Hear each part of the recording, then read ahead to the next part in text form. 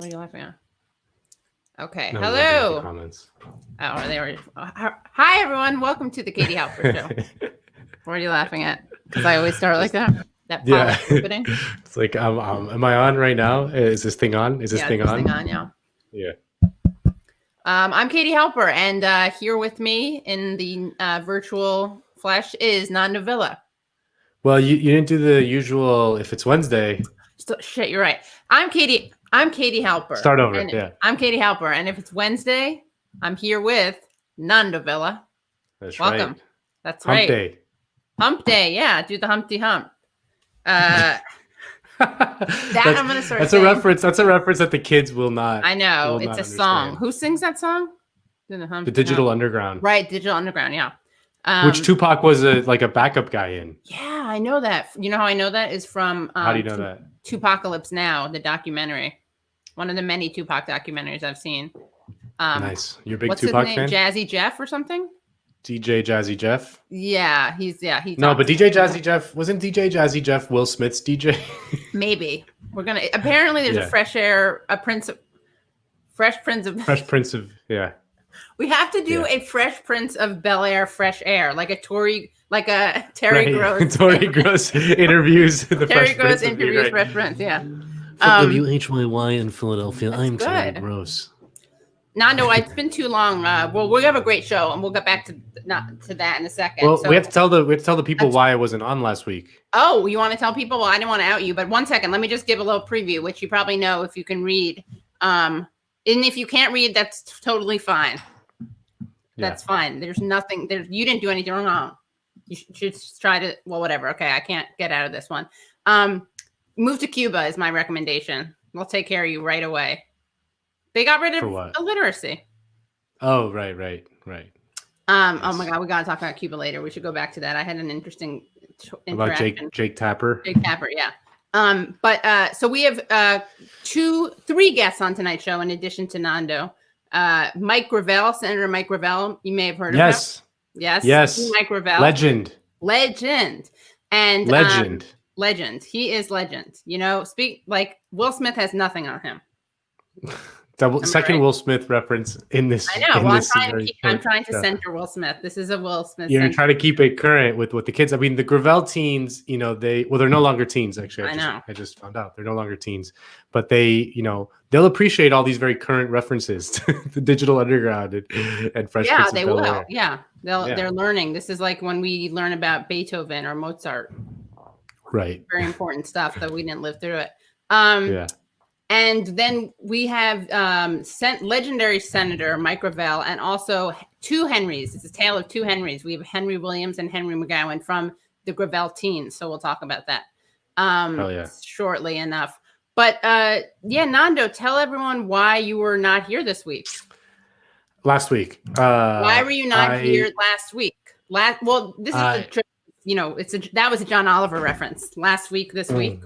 Mm-hmm. Right. Last week tonight.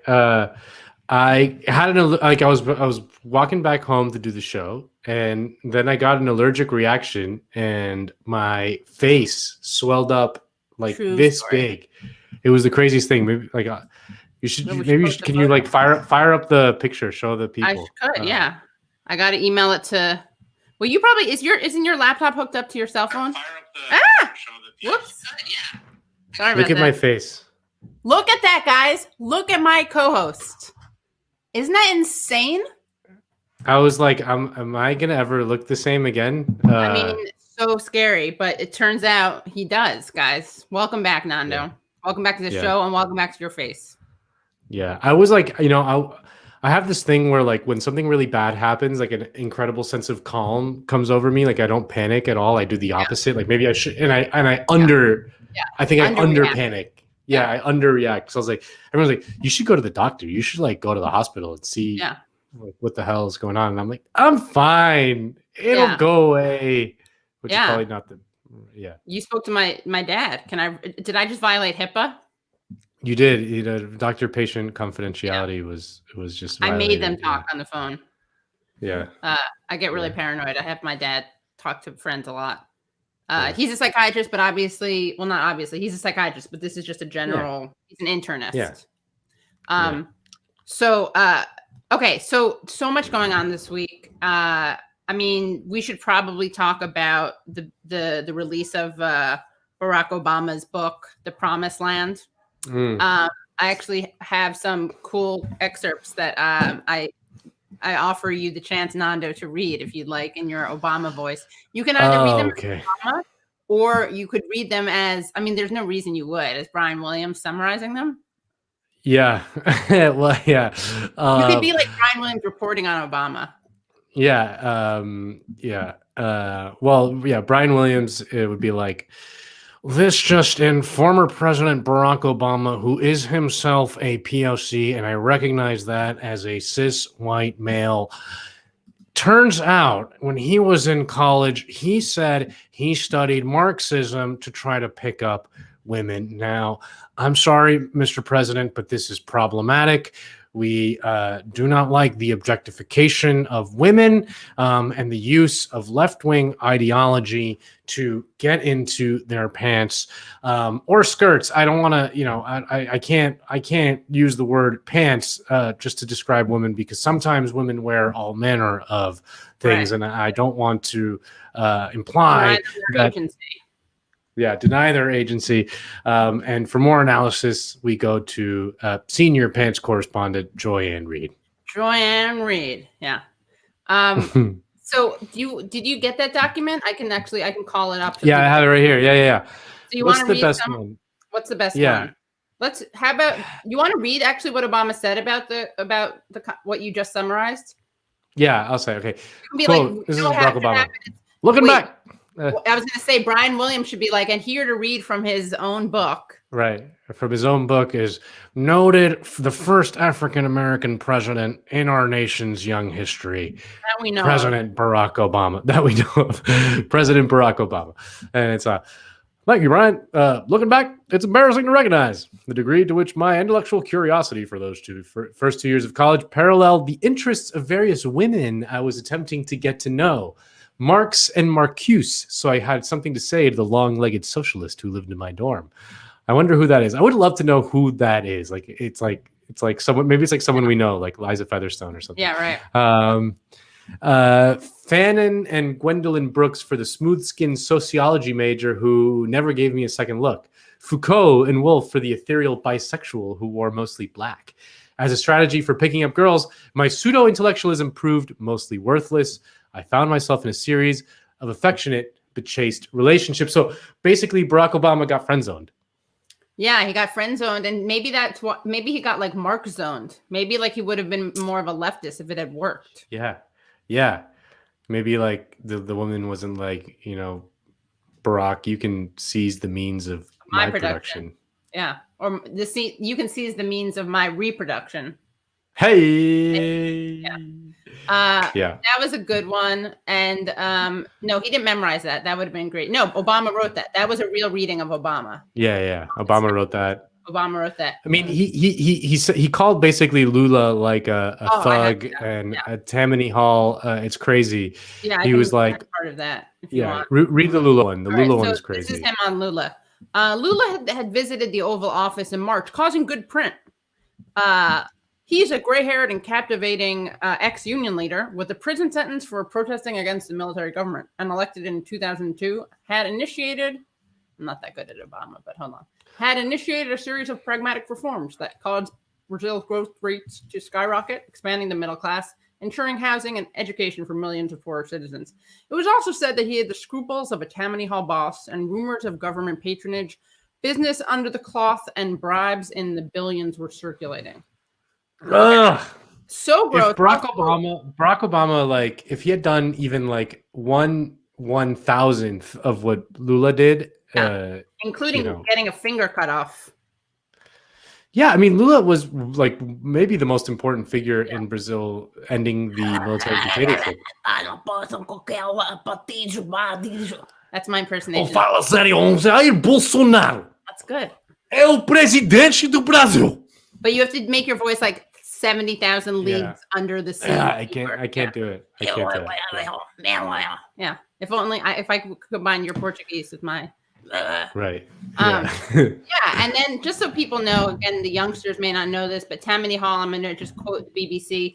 It was the name given to the democratic political machine that dominated New York City for 200 years until the middle of last century, whose performance became synonymous with corruption, but also with benevolence to immigrants. And yeah, it was like basically run by Irish, like the Irish political bosses of New York. Like Al Smith was like a classic Tammany Hall politician. Exactly. Correct, Nando. That would be correct. But here's what's also interesting. So take that, right? His calling Lula a Tammany Hall type. Okay, put that on pause. And I'm going to take you back, guys, to one of my favorite parts of the book, which is when he writes, in places like Yemen and Afghanistan, Pakistan and Iraq, the lives of millions of young men had been warped and stunted by desperation, ignorance, dreams of religious glory, the violence of their surroundings, or the schemes of older men. They were dangerous, these young men, often deliberately and casually cruel. Still, in the aggregate at least, I wanted somehow to save them. Send them to school, give them a trade, drain them of the state that had helped. God, that he had sucks. Heads. I hate him. And yet Obama sucks. This is the best, ready? And yet the world they were a part of and the machinery I commanded more often had me killing them instead. Hate when that happens. You know what I mean? It's like, I'd like to not be killing these people, but the machinery I commanded combined. This is like the white man. This is like the new version of the white man's burden. It's the woke man's burden. It's the woke man's burden. Very good. That's a really good term. Totally. Yep. Well, no, you know what would have been the woke man's burden? It would have been if he had been like, I didn't want to deny them of their agency. Yeah. Tough choices. Anyway. Tough choices. Fuck but him, man. Another Obama part sucks. of the reason that he had no. Also, notice how like passive, the passive voice, and how reluctant he is to take any even grammatical responsibility, right? Like with the Lula thing, or syntactical responsibility with the Lula thing. It's like, it was also said that he had the scruples of a Tammany Hall. And it's been said, circulated. Yeah, some say, right? And then, with this thing where he's a victim of his own machinery and the behavior, I don't want to do it. It hurts me more than it hurts them. But here's another reason why he had to kill a bunch of, people in the Middle East. Because Rahm Emanuel was obsessed, apparently. He'd spent enough time in Washington to know that his new liberal president couldn't afford to look soft on terrorism. I took no joy in any of this. It didn't make me feel powerful. I'd entered politics to help kids get a better education, help families get health care, and to help poor counties grow more food.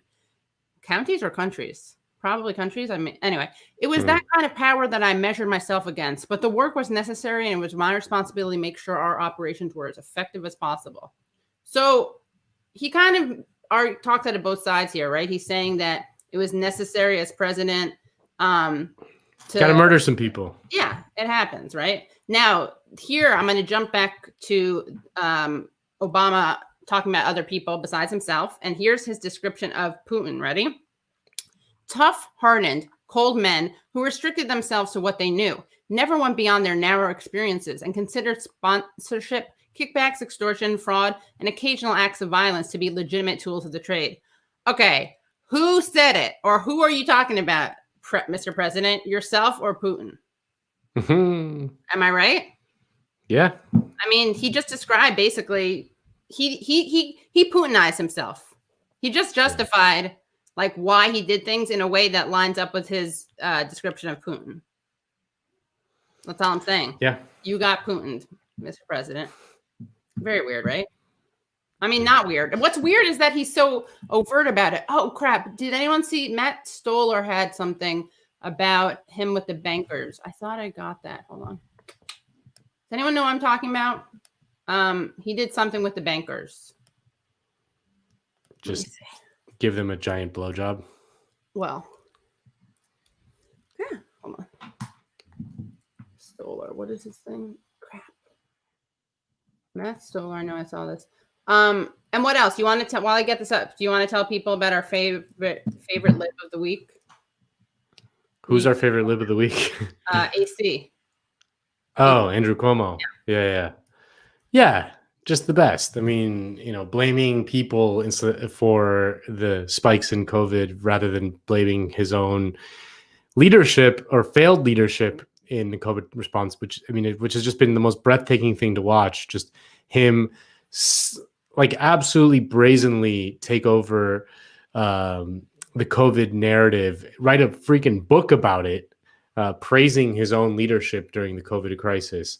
And now that it's spiking again in New York, he's just blaming his like constituents, like he's blaming people. He's saying that it's like, you dumb idiots for not wearing masks and not doing social distancing. Had you guys all done that, we wouldn't be in this mess. And it's like, shut up. Like, I'm actually shocked at how well people have behaved throughout COVID, considering that there's been like absolutely zero leadership from the political class in the response to COVID. Like, there's just nothing. Like, there's nothing that they're doing. There's no sense of that anyone's in control. So it's only normal for people to eventually just be like, I don't, what the hell, you know? And Cuomo, like his personal response to COVID, like his delaying the closing of New York by like 6 days probably killed 30,000 people. Yeah. Not to mention his decision to give immunity to nursing homes and hospitals in order to protect his donors, so that they could basically let the elderly die. That's another good one. That's a good one. Yeah, it's a great one. Yeah, it's kind of up there with the. But to be fair, he did make a wonderful poster, of the virus and how he battled it. Well, Nando, it looks like there's we are good to go with our first guest, who we are so excited to have on. Once he gives me the thumbs up, if that he's able to hear. We got 2 teens in the back end helping set everything up, and I got 1 thumb up. So that's all. Not teens yet. They're not teens anymore. I'm not former teens. We're all former teens, though. I mean, we're literally everyone on the show right now and about to come onto the show are former teens. So please put your hands together for none other than the legendary Senator of Alaska, Pentagon's paper publishing, democracy defending, and Democrat calling out Mike Gravel. Welcome. There we are. Finally. Hi. Thank you so much for coming on. I hope. Is it working? Well, yeah. I can hear you? Can you hear me? Great. Yes, I can. Hear you great. Is there any way you can? I don't know is there any way you can make your mic louder? If not, that's fine. But as it can be. Okay. Hang on. Or maybe, is it definitely selected? Do you know? Is there some? It's as loud as it can be. Okay. Yeah. I'm going to mute you until you work it out. No pressure. I just don't want you to. Hold on. All right.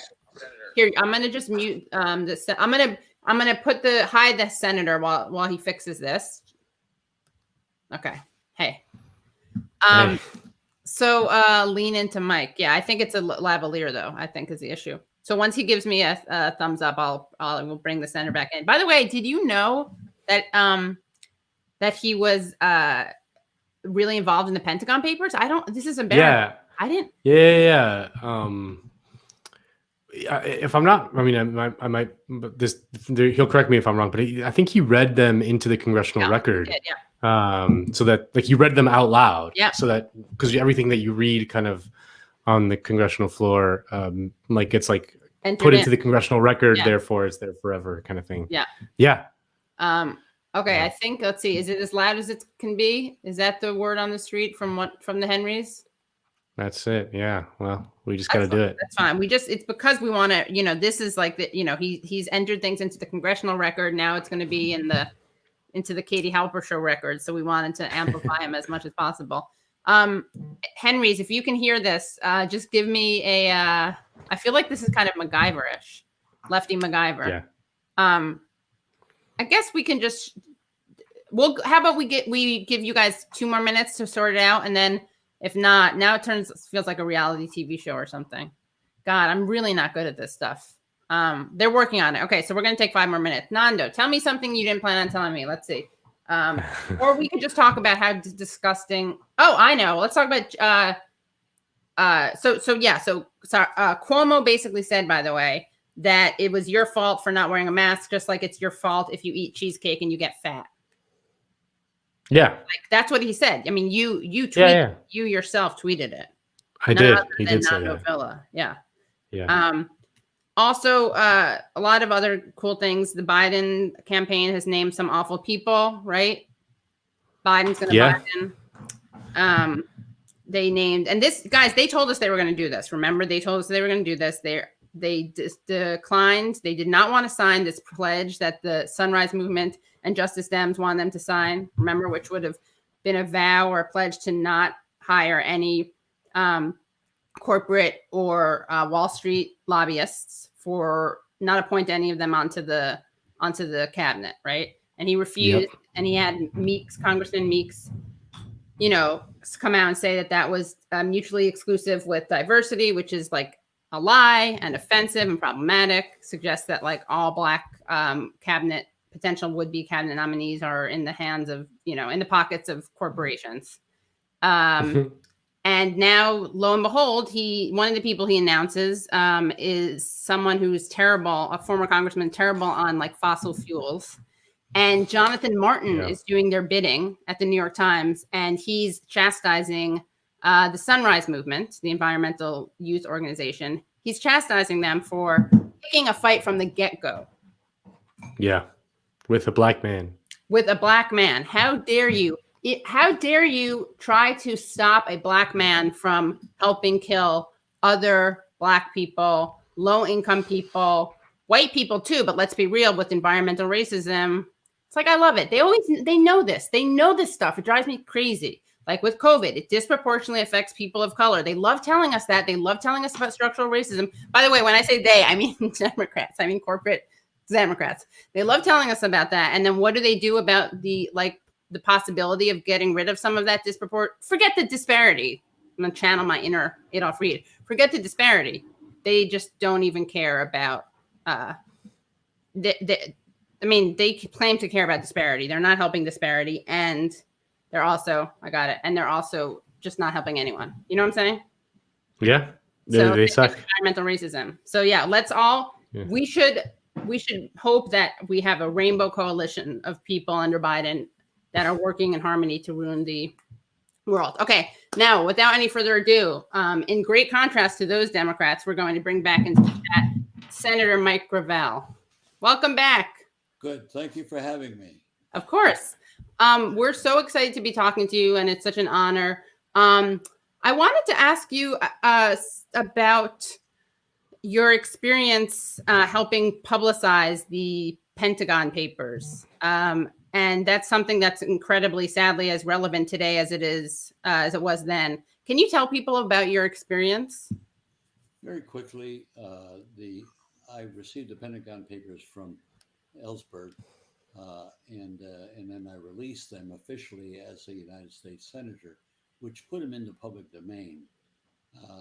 The Nixon administration sued me and took my case all the way to the Supreme Court. The issue in question was I released the papers under the speech and debate clause of the Constitution while I was on the Senate in the committee room or on the floor, makes no difference. But unfortunately, that was the end of it. The media would no longer publish the papers because the court left them at risk. So what I did is I tried to find a publisher and could not until the Beacon Press stepped forward and had a contribution, anonymous, to go ahead and publish the papers. And so they actually published the papers as the Mike Gravel edition of the Pentagon Papers. And so that's how they got into the public domain. The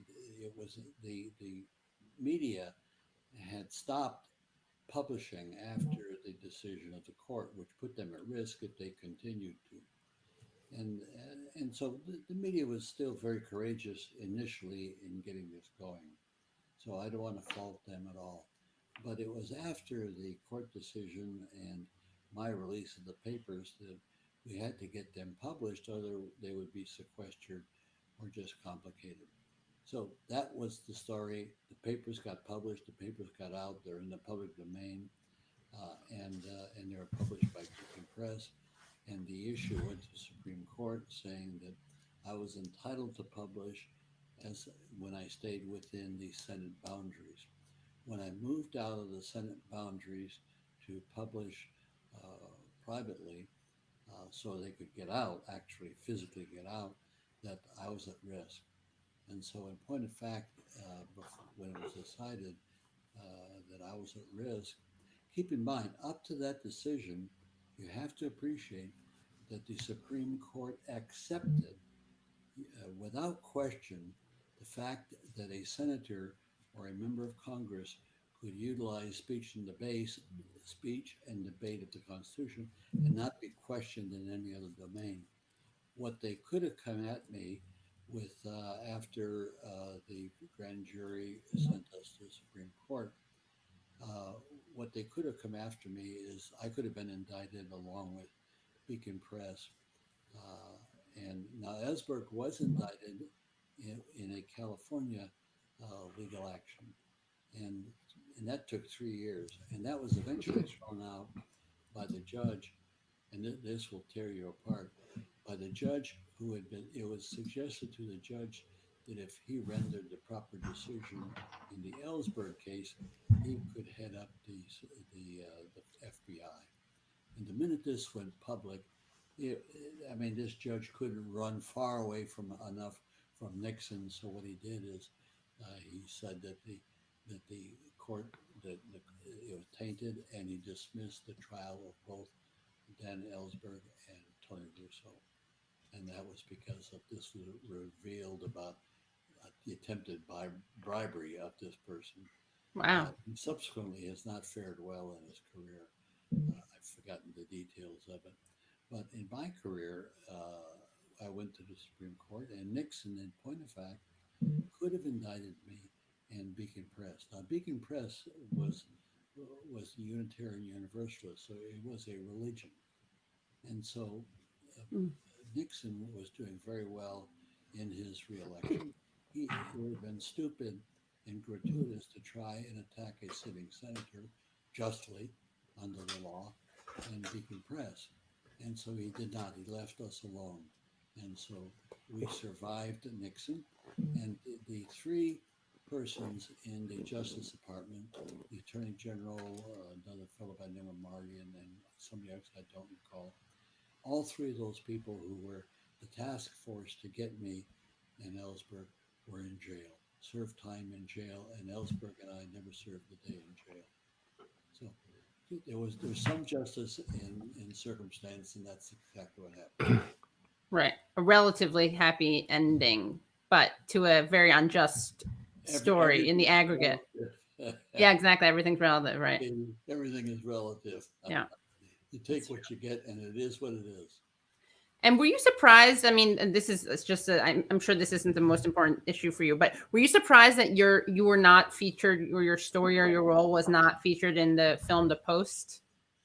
Well, I was, in a sense, because what they were doing, which is so typical of organizations, they were patting themselves on the back, Right. and they didn't want to have anybody bring up the fact that the publication of the papers took place in the private sector with Beacon Press rather than the Washington Post. So, but the Washington Post had been courageous. I don't want to minimize that, for the Times.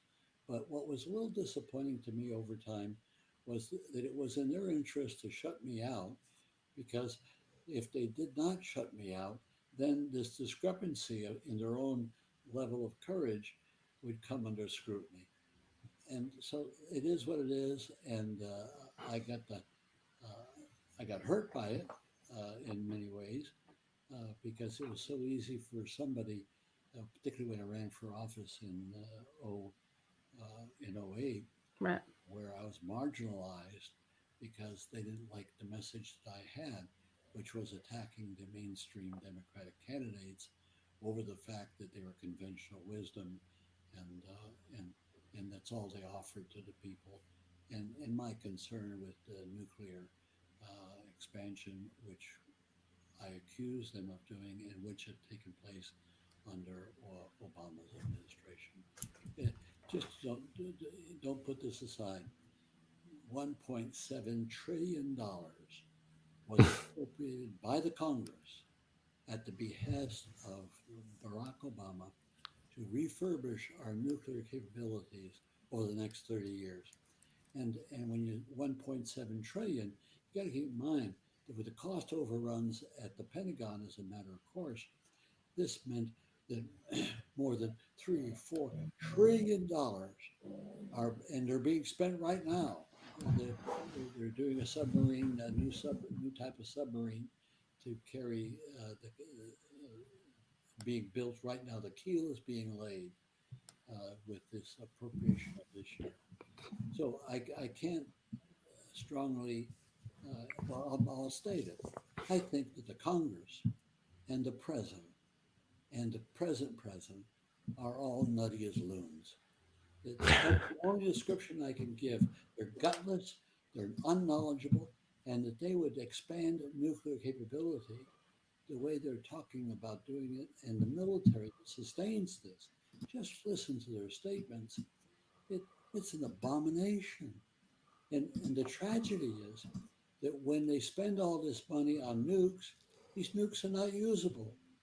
If you had any of the 9 countries that would use 100, 200 nuclear devices, it would plunge the Earth into a nuclear winter, and so what you come to the logic of that you can spend all this money on these nukes, but they're not usable, because if you use them, you commit global suicide. I mean, Right. just put this together, and so when you see that this stuff goes through the Congress, not only during the Obama administration, but just this last summer, when the Congress appropriated the monies that were authorized by the other administration, but they appropriated the monies, it was literally unanimous. I think memory may serve me, but I think I went on the site to try to find 1 or 2 people that voted against, and I think there was 1 or 2 people that voted against the authorization. And so this, when you look at our leadership and you say, well, these are reasonable people, they're not. They're not reasonable. If they were reasonable, they wouldn't be building the suicide bomb that would destroy the planet. And I can say the same thing about the whole attitude towards come on, senior moment. Republicans? 90. Oh, yeah. But the whole issue, not the nuclear issue, the environmental issue. Oh, yeah. In my book, the failure of representative government and the solution, the 2 major tests of the failure of representative government are, 1, our nuclear procedures, and also our environmental procedures. And in both cases, and I say this because I'm very pessimistic, I'm an optimist by nature, but I'm pessimistic about that. I doubt that our civilization could well survive the 21st century. And I say this in all sobriety because it's a sick situation. And so they may feel insulted when I say that the Congress and the president, whether it's the present president, the former president, or the future president, they're sick because they'll continue to build the suicide plan of nuclear, and the military, of course, will applaud it to the nth degree. And then of course, if we don't have the accident to bring about the disparagement of the planet, then of course will be the certainty of the ongoing environmental crisis. So one is a long arc tending towards destruction, and the other is a present arc, which at any point you could have an accident. You know, just think, I'm just talking about a couple 100 nuclear devices exploding. You know, when we say we got to have first strike in order to terrorize the world, that we're prepared to use first strike. Well, all that shows the world is we are insane. You know, don't take Gravel's word for it. We are truly insane if we're trying to build all these nukes to terrorize the world with a first strike capability. It doesn't become more abnormal and sick. So what can I say? You as media people delve into the discussion with members of Congress, with members in the administration. I got to tell you, with all due respect to them, they're nutty as loons. So have fun with them and get the conventional wisdom that they spoon feed you and regurgitate that. Nando, can you lower? Sorry. Does that help focus this? No, yeah, definitely, yeah. Sorry, I just want Nando. Can you lower your mic a little bit, just because I think people are. No, you're good. Sorry. You're good. Okay, that's low as you can go. You're good, Senator. You're good. I wanted to actually show a video, if that's okay, of you. It's a short video. That I lower my mic, but I don't hear you as well.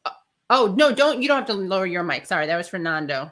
Nando Villa, who's the other. I forgot to introduce you guys because in the whatever the world is. I'm gonna Nando. Do you have a question? And then I'm gonna. I have. Well, no, play the video. I mean, I have a question, but okay. Yeah, and then I'm gonna mute you also, Nando. But okay. Until you have a question, at which point I will unmute you.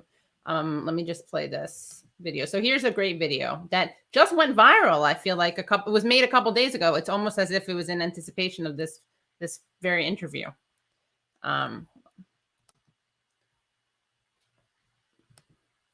What's going viral? Oh, a video that we're about to play that they made of you. Okay. I'll play this one. Some of these people frighten me. They frighten me.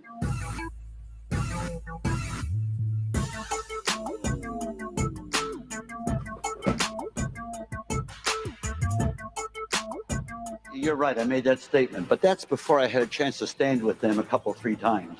It's like going into the Senate. You know, the first time you get there, you're all excited. My God, how did I ever get here? Then about 6 months later, you say, how the hell did the rest of them get here? And I got to tell you, after standing up with them, some of these people frighten me. They frighten me. When you have mainline candidates that turn around and say that there's nothing off the table with respect to Iran, that's code for using nukes, nuclear devices. I got to tell you, I'm president of the United States. There will be no preemptive wars with nuclear devices.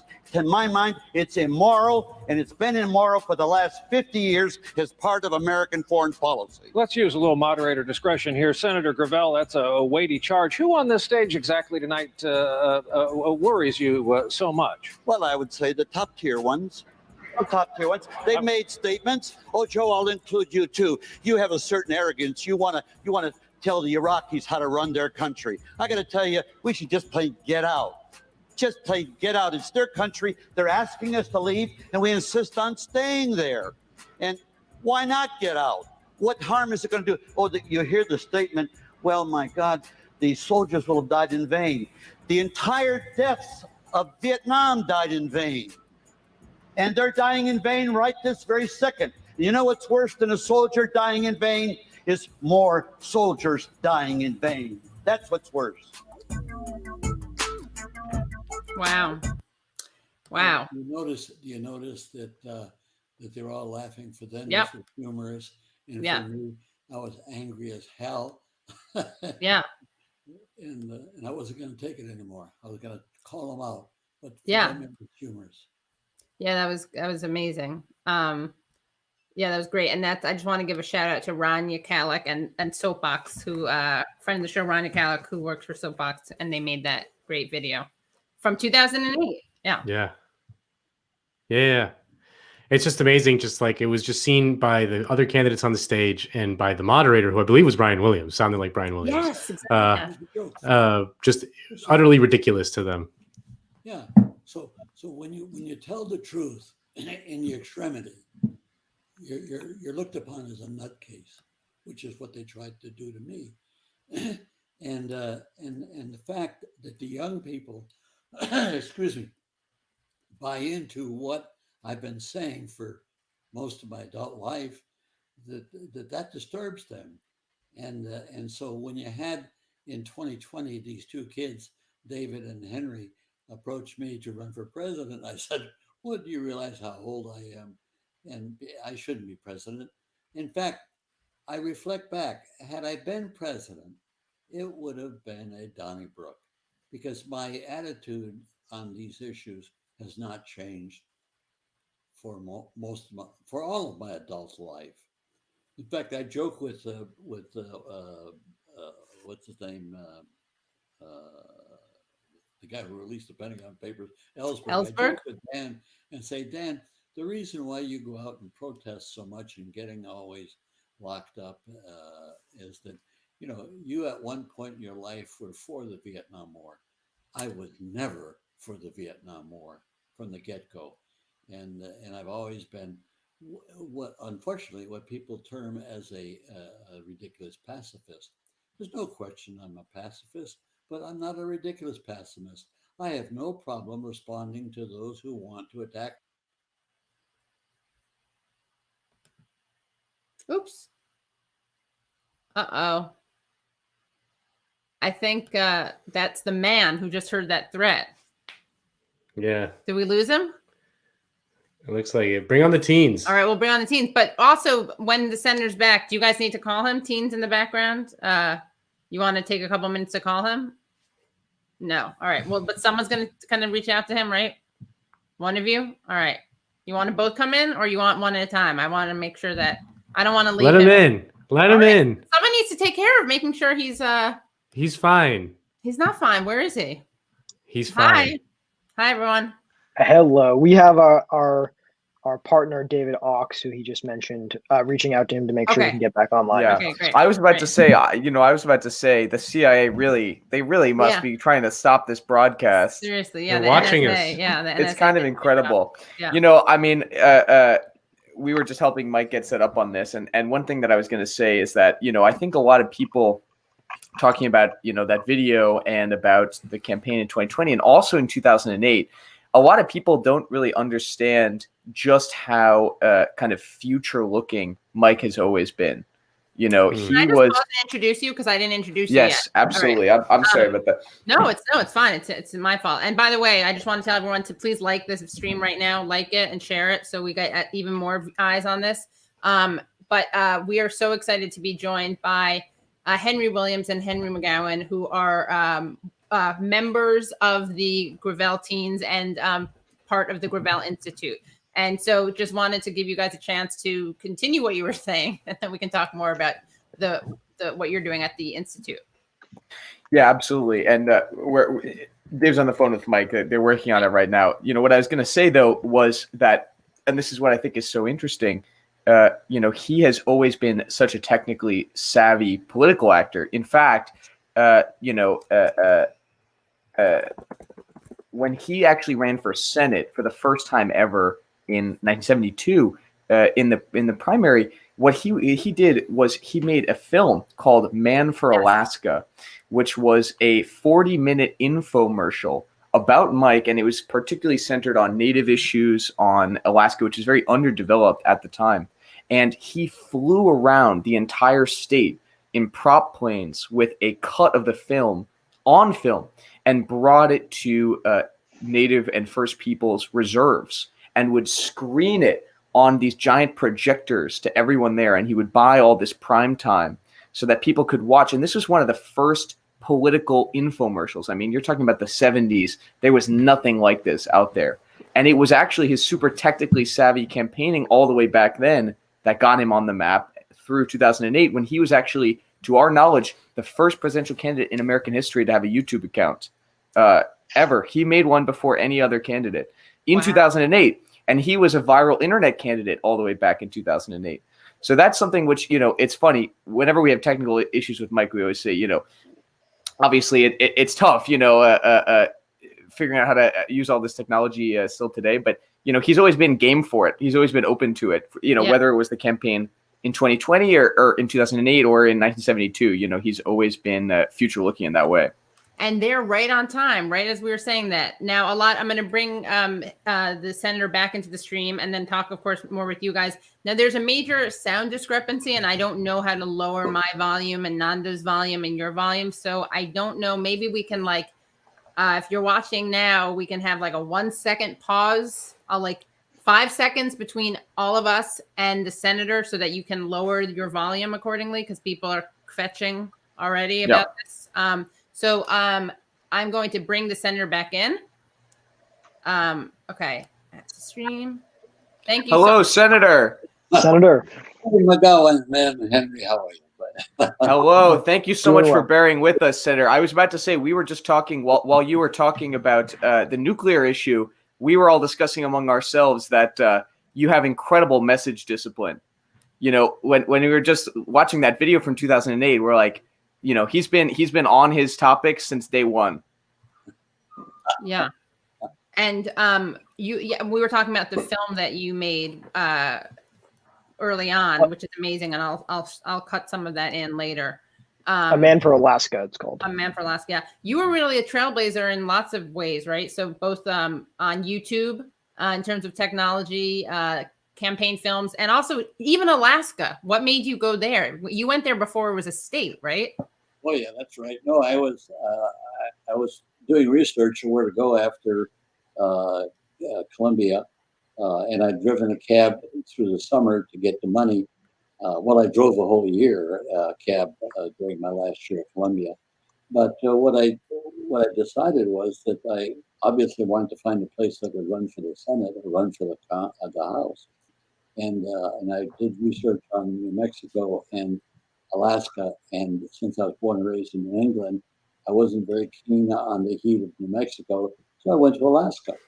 And when I got there, I was broke, and I mean really broke. I couldn't afford. My brother had to buy the first meal for me in 3 days since I drove his car up there, and so the rest.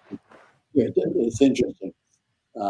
When I say I was in Alaska for 12 years, I got there flat ass broke, and what happened in that 12 years was working hard and be lucky, and I wound up in the United States Senate. So work hard and be lucky is the message that I have in that regard.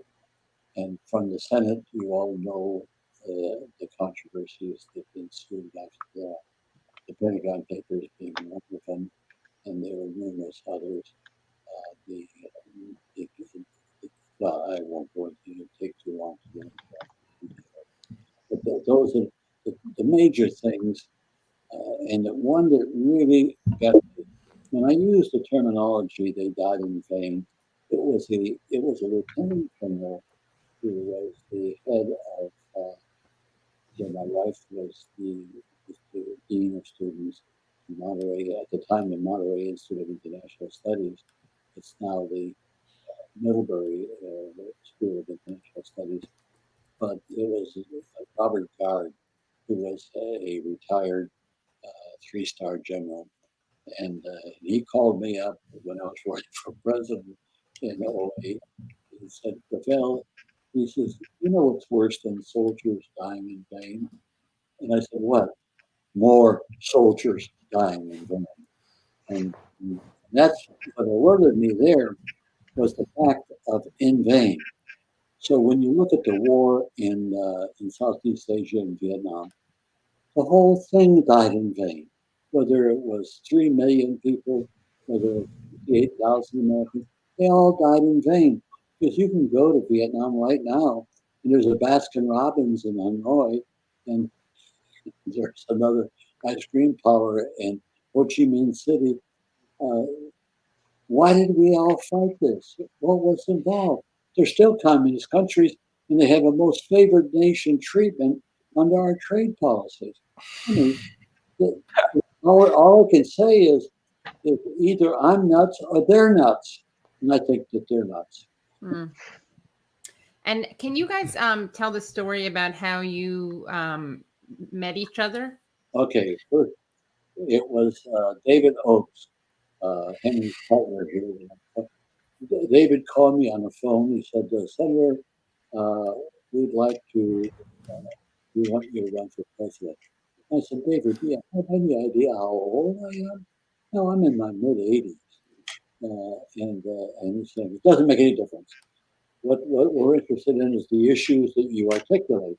Well, that sort of won a little bit of ground. But I said, fine, let me think on this. So then Henry came in, and he and David ganged up on me and asked me, would they use my Twitter account? Well, I hadn't used my Twitter account even when I was running for office in '08. It was whoever was helping me run the campaign that was using Facebook and Twitter. And so since I wasn't using it, but I really, so I said, okay, Twitter account. Well, we went to a brouhaha on getting Twitter people to accept them. And so finally we won that. And then they started tweeting. Well, they started tweeting some stuff, and other people, they were letting other people tweet, like McGowan and others that could tweet using my Twitter. But then every so often, you'd have the terminology, fuck this and fuck that. Wait a second, this is my Twitter, and we're going to clean this up. And so my wife became more involved and informative. So she started getting on the case of Henry and David and the other, and saying, "Hey, cut this out. We're going to be embarrassing this." Well, that made me feel good. But she's been in it ever since. Without her, I could not do what I do. Writing the book at 89 years old and now republishing it at 90 years old is just unbelievable. I can't tell you how I was able to do it. I was so frightened that I would die before I could get it done. And I'm still frightened that I would die before I get it out there. Because we now republish Citizen Power, which you can go to my site. And I think we've set it up or going to set it up at the Gravel Institute. So there'll be two sites that you'll be able to buy Citizen Power. Both the $3 one, which is the ebook, and the other is the soft cover. I don't believe in it. I was going to say, we'll send a link to people so that they can take a look at that. And I was just going to say that, you know, the other side of that story, which is how David and I discovered Mike, it really was, we were on the internet and we came across those clips from the 2008 debate. And that was before it went viral. That was before it was out on the internet like this. And one thing that we realized was, damn, this guy is so far ahead of his time. You know, this was 12 years earlier from our perspective. And he was touching on issues that had really just entered into the vogue in this moment in our generation. And then we looked up his history with the Pentagon Papers and we're like, oh my God, he's been right for 50 years, not just 10, you know. And that was something which it really appealed to us as young people. You know, I remember getting asked during the campaign, why do all these young leftists love these old guys so much? Bernie Sanders and Noam Chomsky and Mike Gravel and Daniel Ellsberg. And, you know, what we said was there's so few people of integrity in politics or in this world at all. And the very few that are there are mostly the very few who've just been saying the same thing for many years. You know, the people who were right all along and then nobody ever listened to. And we figured, you know, in some ways, I think what Mike represented to us and what he represented to everyone out there was someone who spoke truth to power forever, his whole life, you know, and never stopped doing it. And I think that is something which is obviously it's an inspiring lesson to me. And I think to everyone out there. And I, you know, being able to meet Mike and Whitney and go to California and see them and work on the campaign with them. You know, my own grandparents sadly are mostly passed away or otherwise, you know, out of reach, you know, on different continents. But it's been incredible to, you know, almost have surrogate grandparents in Mike and Whitney and to have learned so much, you know, in that way, like it's because all of this was made possible by the internet and by, you know, technology. It's an exciting concept to me. And it's funny because we're all talking behind our screens and we've all been alone in our homes now for like 8-9 months since this pandemic began.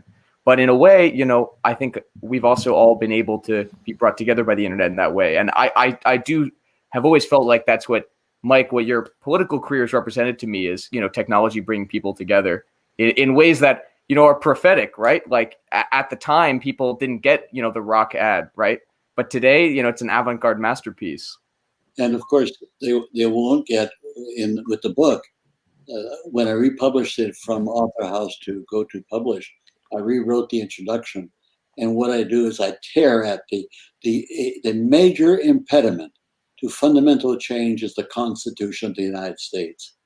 That's a document that we over revere and shouldn't, because it was used as a device to install slavery for perpetuity. And what we need to adhere, this is what I do in the first introduction of the book.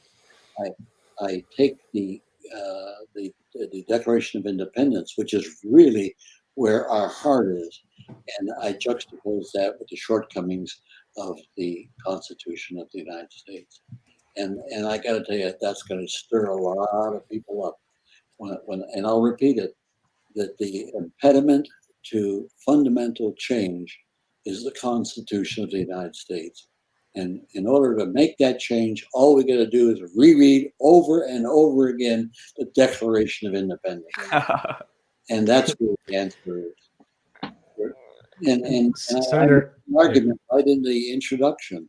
And I know that McGowan and Henry have that introduction. If you want to share it with Katie and Nando, please send them just the introduction. Yeah, absolutely. Yeah. Nando, I know Nando has to go soon, so I want to give him a chance to ask another question, and then I will share that. Yeah, I'm really curious, Senator, because you're so linked to Daniel Ellsberg and the Pentagon Papers, obviously, what you make of what's going on with Julian Assange now. It's a story that I've been following very closely, but there hasn't been a lot of talk in the media, or even within kind of left-wing circles, as much as I think there should be. And this goes to the Henrys as well. What do you guys make of the Assange situation? The reason why there's not a lot of attention is that Assange, what's happening to him is an embarrassment to our free press, an embarrassment. And I applaud Dan for getting involved, and Joe Lauria, who incidentally wrote the foreword to the failure of representative government. Joe Lauria made this a cause célèbre with Assange. But I would say that not only Assange, here I'm talking about Snowden, Chelsea Manning, and Assange. All of those should be made free and receive medals of freedom, rather than giving medals of freedom to these crazies like Rush Limbaugh. It means the process. And I just wanted to say, go ahead. I was just going to highlight for everyone actually that we are currently, the Institute, we're currently working on a video with Chelsea Manning, actually. We're hoping to touch on some of these topics. You know, it's crazy to see, I think in the last 4 years, under Trump, there's been a lot of panicking in the mainstream media about fascism and supposedly cracking down on the freedom of the press. But the one greatest violation of freedom of the press of the last 10 years, 20 years, which is Assange and Snowden and Manning, has been completely ignored by the mainstream media. You cannot find a single headline about it from this year in any mainstream paper. Certainly not, above the fold. And let me add. Go ahead. Because it gives me a chance to stick it to Henry and McGowan, and that is that the same reaction that they're now seeing to these legitimate, heroic whistleblowers is the same reaction we're getting from mainstream media and the government in refusing to do another study of 9/11. And when I keep saying that 9/11 is an inside job, I intuitively know that all you got to do is follow the money. This is a fundamental thing. Follow the money if you want to find out who's doing harm. But where did the money go? It went to interminable wars and the stupidity of bringing the level down. And of course, it's interesting, and I'll say this, the only intelligent thing that Trump has ever done, and he's not motivated by doing the right thing. That's the drawdown in Afghanistan and Iraq and in Syria. We should get the hell out of these countries. They've survived over the centuries. Let them go survive on their own. And if they can't, they will. I mean, it's a sick situation we're in. But when you see the flip, of the Democrats turning around and supporting the militarists who want to stay in these wars, and you see an idiot like Donald Trump, who, for not the right reasons, wants to get out. It doesn't get any more convoluted than Listen, and sorry, Miguel, go ahead. Yeah, and while we might have our disagreements with the senator about 9/11, what I can say is that a lot of the things that he's been talking about his entire life, be it about the military-industrial complex, as we saw the video in 2008, we've been trying to bring that same ethos to what we're doing, not only what we did on the campaign, but what we're doing with the Institute. And so we see a through line, like identifies between him and people like Chelsea Manning. We see a through line between, trying to cut the military-industrial complex's spending in 2008 with what's going on here today. And that's why one of the messages of the campaign was, trying to end endless wars. We called to close every foreign military base. Mike was always ahead of his time on these issues. And what we've always been trying to do is push the Overton window, the sort of the area of acceptable discourse on these issues farther to the left, to bring these ideas into the fold, to be able to have an honest conversation about how much money and time our country has wasted on wasteless, on useless wars. Well, and I was just going to say, I mean, when you talk about the vanguard of of capital and also the vanguard of the military-industrial complex, you can see that, as Mike was just saying, Trump is pursuing really a pretty minimal drawdown of troops in Iraq and Afghanistan after 20 years of war. I was 1 year old, when this war started, when these wars started. And I'm now over 20 years old. And yet, there are still people fighting and dying. There are people who are younger than me who are in Iraq right now. Right now, there are people younger than me, people born after 9/11. And the thing that shocks me about it is, even when Trump pursues this very minimal drawdown right at the end of his term, the only coverage you see about it in mainstream media is exclusively negative, is saying it's going to destroy our security. Yeah. And the first thing that Biden will do as president is re-demonstrate that, America is back with some idiotic show of force. Commitment to our allies, that we honor our commitments to our allies. Jake Tapper was running pass blocking on that for the national security status. Don't get involved in any commitments. Right. Because that's how the First World War started, was people honoring commitments.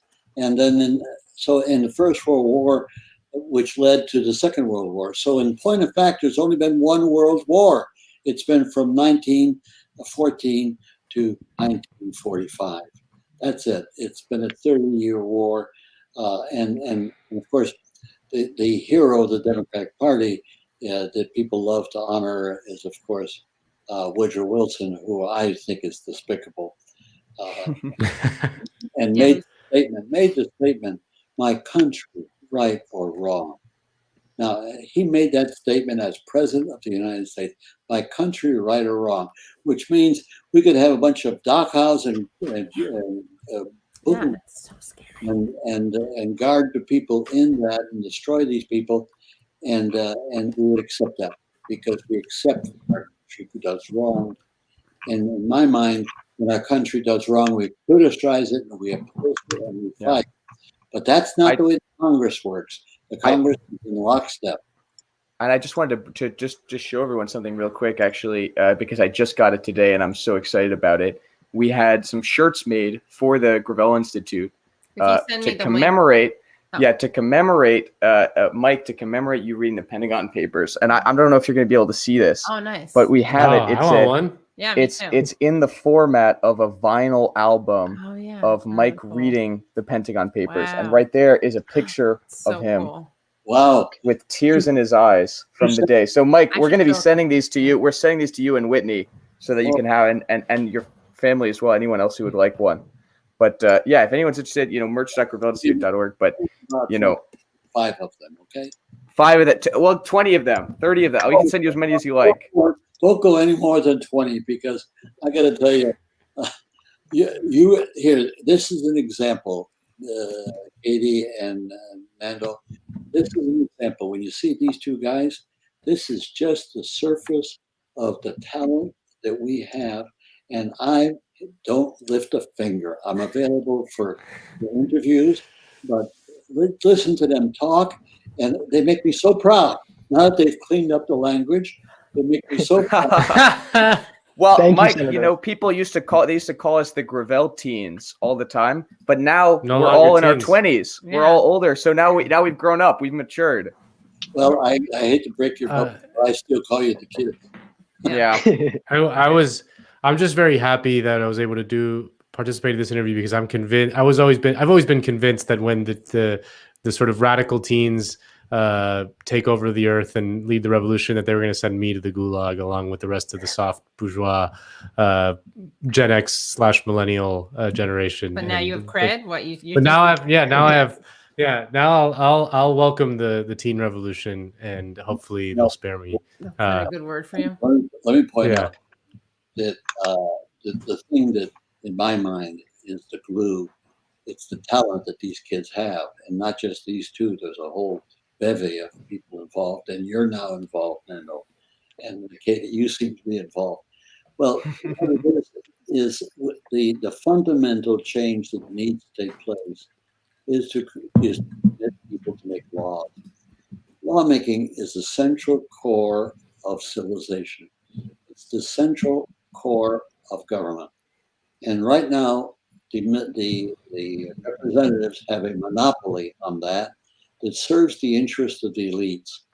And the only way you can break that monopoly is to be able to empower the people to make laws. And in this book, the failure of representative government and the solution being a legislature of the people. This book has the details, the manual to create and to operate a legislature of the people. And so that's what we'll be pushing and selling in the book. And You can get it on the same website as this. You can get them both at the same time. That's right. Oh yeah. And when the revenues come in, it'll be used to expand the knowledge that people have to have. We can't have an election unless 40 million people at least buy into the concept that they want to be lawmakers. And once they understand this, then we can have an election where the people can vote directly and empower themselves and have nothing to do with the government.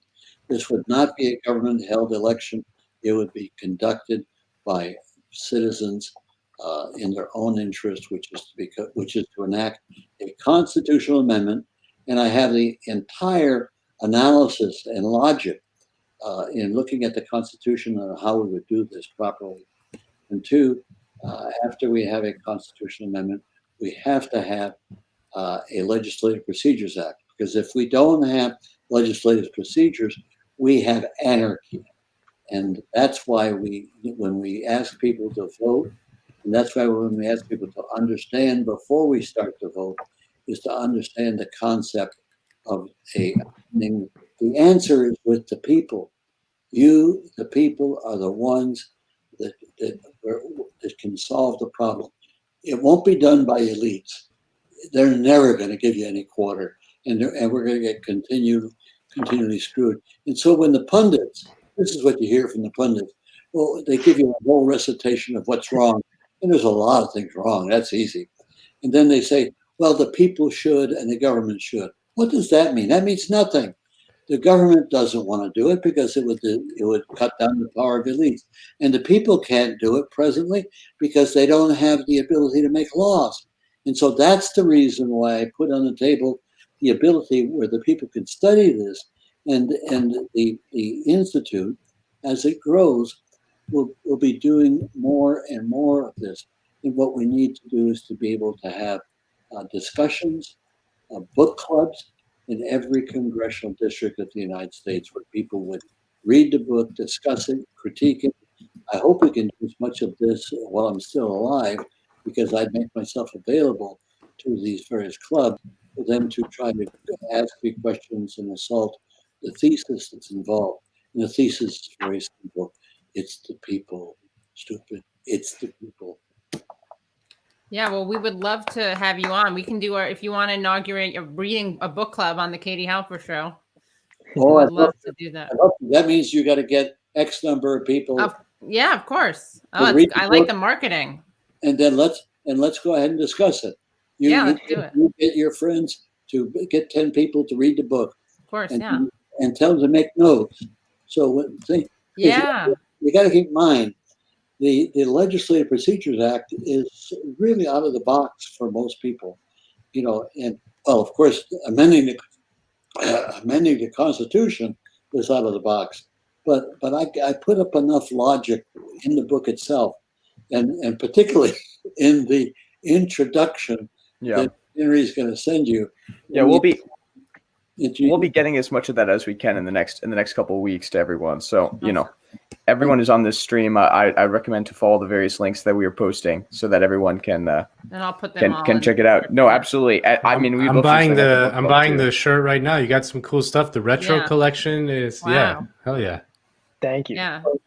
there's a lot going on, but once Katie, you get yourself and Lando gets himself his own clique of at minimum 10 people. Oh yeah, not a problem. Are you kidding, There we go. guys? If you're people who are on this list, give a thumbs up if you will get the book and do a book club. I'm assuming we're gonna get above. You mean no? I'm not forcing any commitments right now. I'm just getting excited about it, but we'll definitely get more than 10. Okay, let me tell you that the citizen power is available both on our website for .org and .com, like that.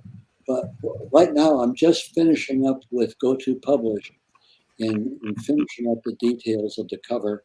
And on the back cover, one of the things I want to get across, and you'll like this: the world is my country. Well, like that. To do good is my religion. Tom Paine. Mm. And I put that Mm.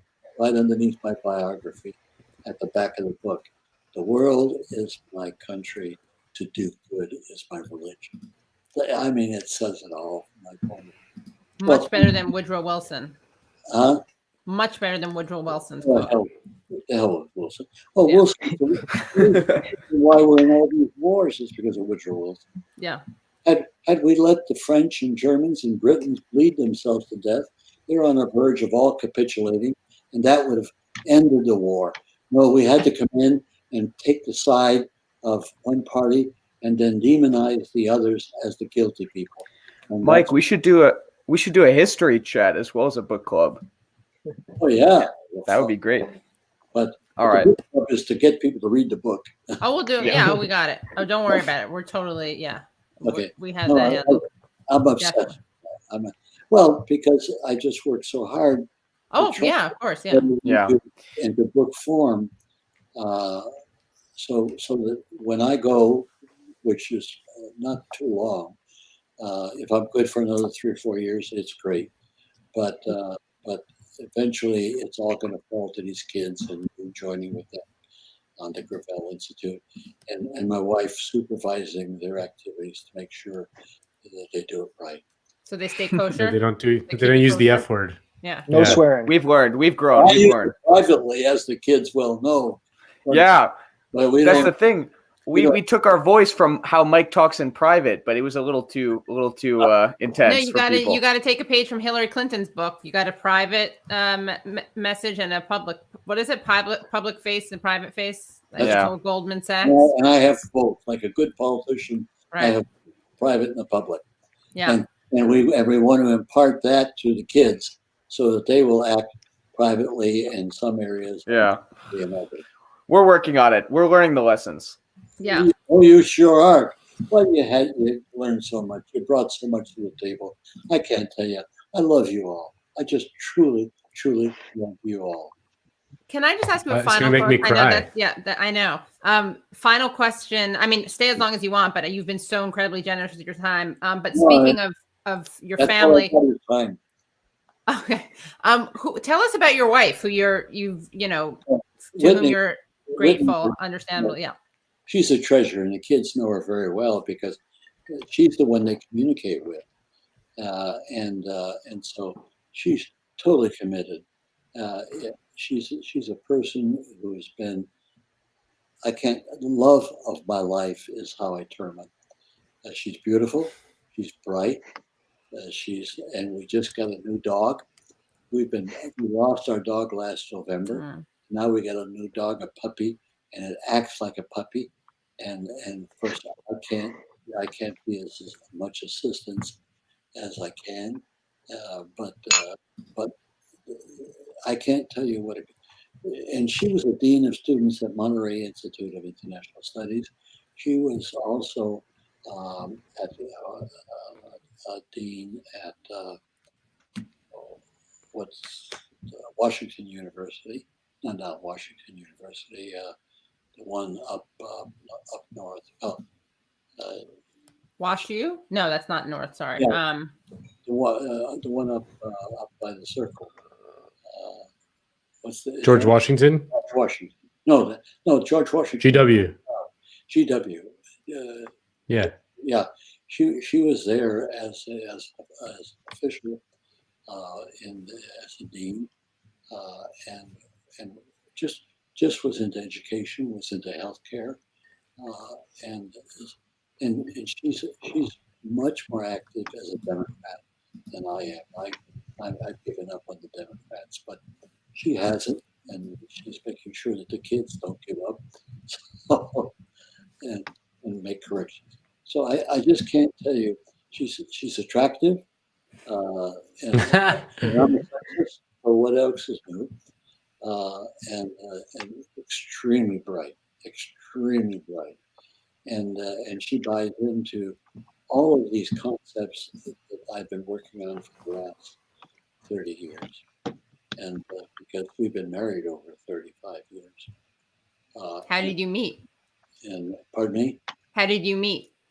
Oh, she a lobbyist. After I'm out of the Senate, I just met this lobbyist, a woman who was a lobbyist for the healthcare industry, and said, Gravel, how are you? And I said, fine. I'm a bachelor now. First, and she says, well, then, here, why don't I introduce you? I got this lady who's a beautiful lady, been a queen and all of that, and so she set it up. We had a date during the day, and then after the date, this friend who was a friend of Whitney's got back to home and called her up immediately and said, Whitney, I've met a man you're going to love. And Whitney assumes that the only reason she called was because we were the only two Democrats that she knew. She very well, and she was very beautiful, but I just felt that Whitney was more beautiful. So you had a date with the other friend, and then the friend was like, no, I'm going to pass you on to my other friend. Passed me off to Mike. And it was a hard pass off, but it worked. And then Whitney, I had the attitude that, well, I got divorced, and divorce was very painful. I equate it, well, you get a divorce is like the body doesn't get buried. The body's out there, whether it's the husband or wife, and it's tough to handle emotionally. And so I had an emotional roller coaster with the first divorce. And so I made up my mind I'm not going to get married again. So at one point, I was telling Whitney that, I don't think I'm going to get married again. I don't know if I want to start an affair. Her response was, well, maybe we shouldn't be seeing each other again. Well played. And that wasn't what I wanted. I wanted to see her. And so eventually, she really laid the law down that if we're going to have a relationship, we're going to have a permanent relationship. It's going to go somewhere. And what was you like the way I proposed? She was getting mail at my condo because she was active, interactive, and so what I did is I took those labels, those return labels. I printed up a little return label with her address. That's my address. And then on New Year's Eve, I put this little label in a frame. I framed it, and I put it on my pillow. on New Year's Eve, and that was my way of asking, "Would you please marry me?" And Aw. Wow. and and then she's looking. She says, "But you misspelled the street." Oh, That's so funny. but it's the thought, Mike. This is the lesson that I've got to learn from you. This is of all the lessons that I could learn. Yeah, pick a time and make it historic.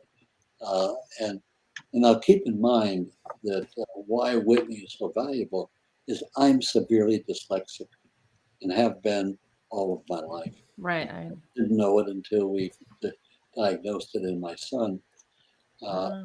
And so Whitney, because I don't read profusely.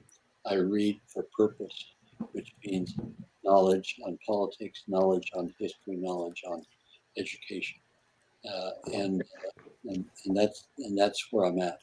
And so though I read slowly, I read compulsively, digest it, uh, and so that's where a lot of now what the advantage of that, which has stood me in good stead, that since I was dyslexic, I could not read a speech, so I had to. Oh, wow. I would give a speech extemporaneously. We'd record it, type it up, and clean it up, and put it out as the official speech that I made. This was done repeatedly on all of the major issues that I was involved in, and so I'm still dyslexic. but I read. I just reading is everything to me, and working on my computer. But the computer is going to go less and less because as soon as the book is done, and we're out pushing the book sales and the revenues that will go into the into the .org. And Can you come closer? Sorry, can you just come closer to your laptop so we can hear you better? If that was that better? Yes, so much better. Yes, thank you. Yeah, I'm sorry. No, don't. Well, we should have done it before. Yeah, I didn't realize. I thought you had a lav for some reason. Yeah, okay, but No, this is good, yeah. It's stuck. It's a big one. I need a big. And so I forgot. Well, I think I got my whole message. I think you were just going to say that you were going to that they were ready to get off the computer when the book was all finished and maybe just read books on paper. I won't get off the computer because it's going to be the ability for me to participate in these book clubs. Yeah, that's true. That's true. Go. That's a very good reason to stay on. And also, like this interview now, we're doing it on my computer. This is a tool that, and if it weren't for David and Henry getting me in here, I could not have got in here with the way you have, because I don't have it set up. But they set it up, and they got me in, and this is what we'll do in the next 3 or 4 years, as long as I last. And for me, when you say how much time do you have? Here, I've got all the time in the world. great. And I'm trying Absolutely. I'm trying to use it as intelligently as I can in supporting the causes that I believe in, and fighting the crazies, which at this point in time are the idiots of Congress. Running for office. It's shameful. It's shameful. And all you got to do is, and I bring this up extensively in the book, because the two major thrusts that I have of the failure of representative government is the failure with respect to nuclear and the failure with respect to the environment. Those are the two major failures, and it doesn't take a genius to understand that. So that's what's in the book, and Mike. Please, Mike, I was just gonna say that we've got to get you a fireplace so that we can do fireside chats. Yeah, I got one right here, actually, where I am. Yeah. Well, wait a second. That's not. You've been to my house, Henry. You know. Do you have? We have. Yeah, two no. places. There is, but do they work? And one in the living room. Green screen it. I saw them, but we never used them while I was there because it was summer. All you gotta do is press a button, and they're gas, and you get. That's perfect. That's perfect. We got it. We got to set it up now. We can get someone to come and set up a camera and everything, so it's easier too. Yeah, and a good mic. We'll get a new mic. Yeah. Well, if that's what we need to do, so I'm available It's just that we can use the resources that come in from the sale of the book to get this all Yeah. set up. And where? What? What? Go ahead. Sorry. What kind of puppy do you have? And is the puppy there? She took it out. Didn't you see it when she was up here? No. Oh no. Let me just see. I can actually let me text her and maybe she Okay. can come. Last time come I was say hi. when Up to the computer right now. We're all not. all yelled out. Oh, okay. I'm gonna get mine too. Hold on. Oh, get your puppy. Yeah. I'll be right back. Nando, can you host for like 30 seconds? Sure. Hold on.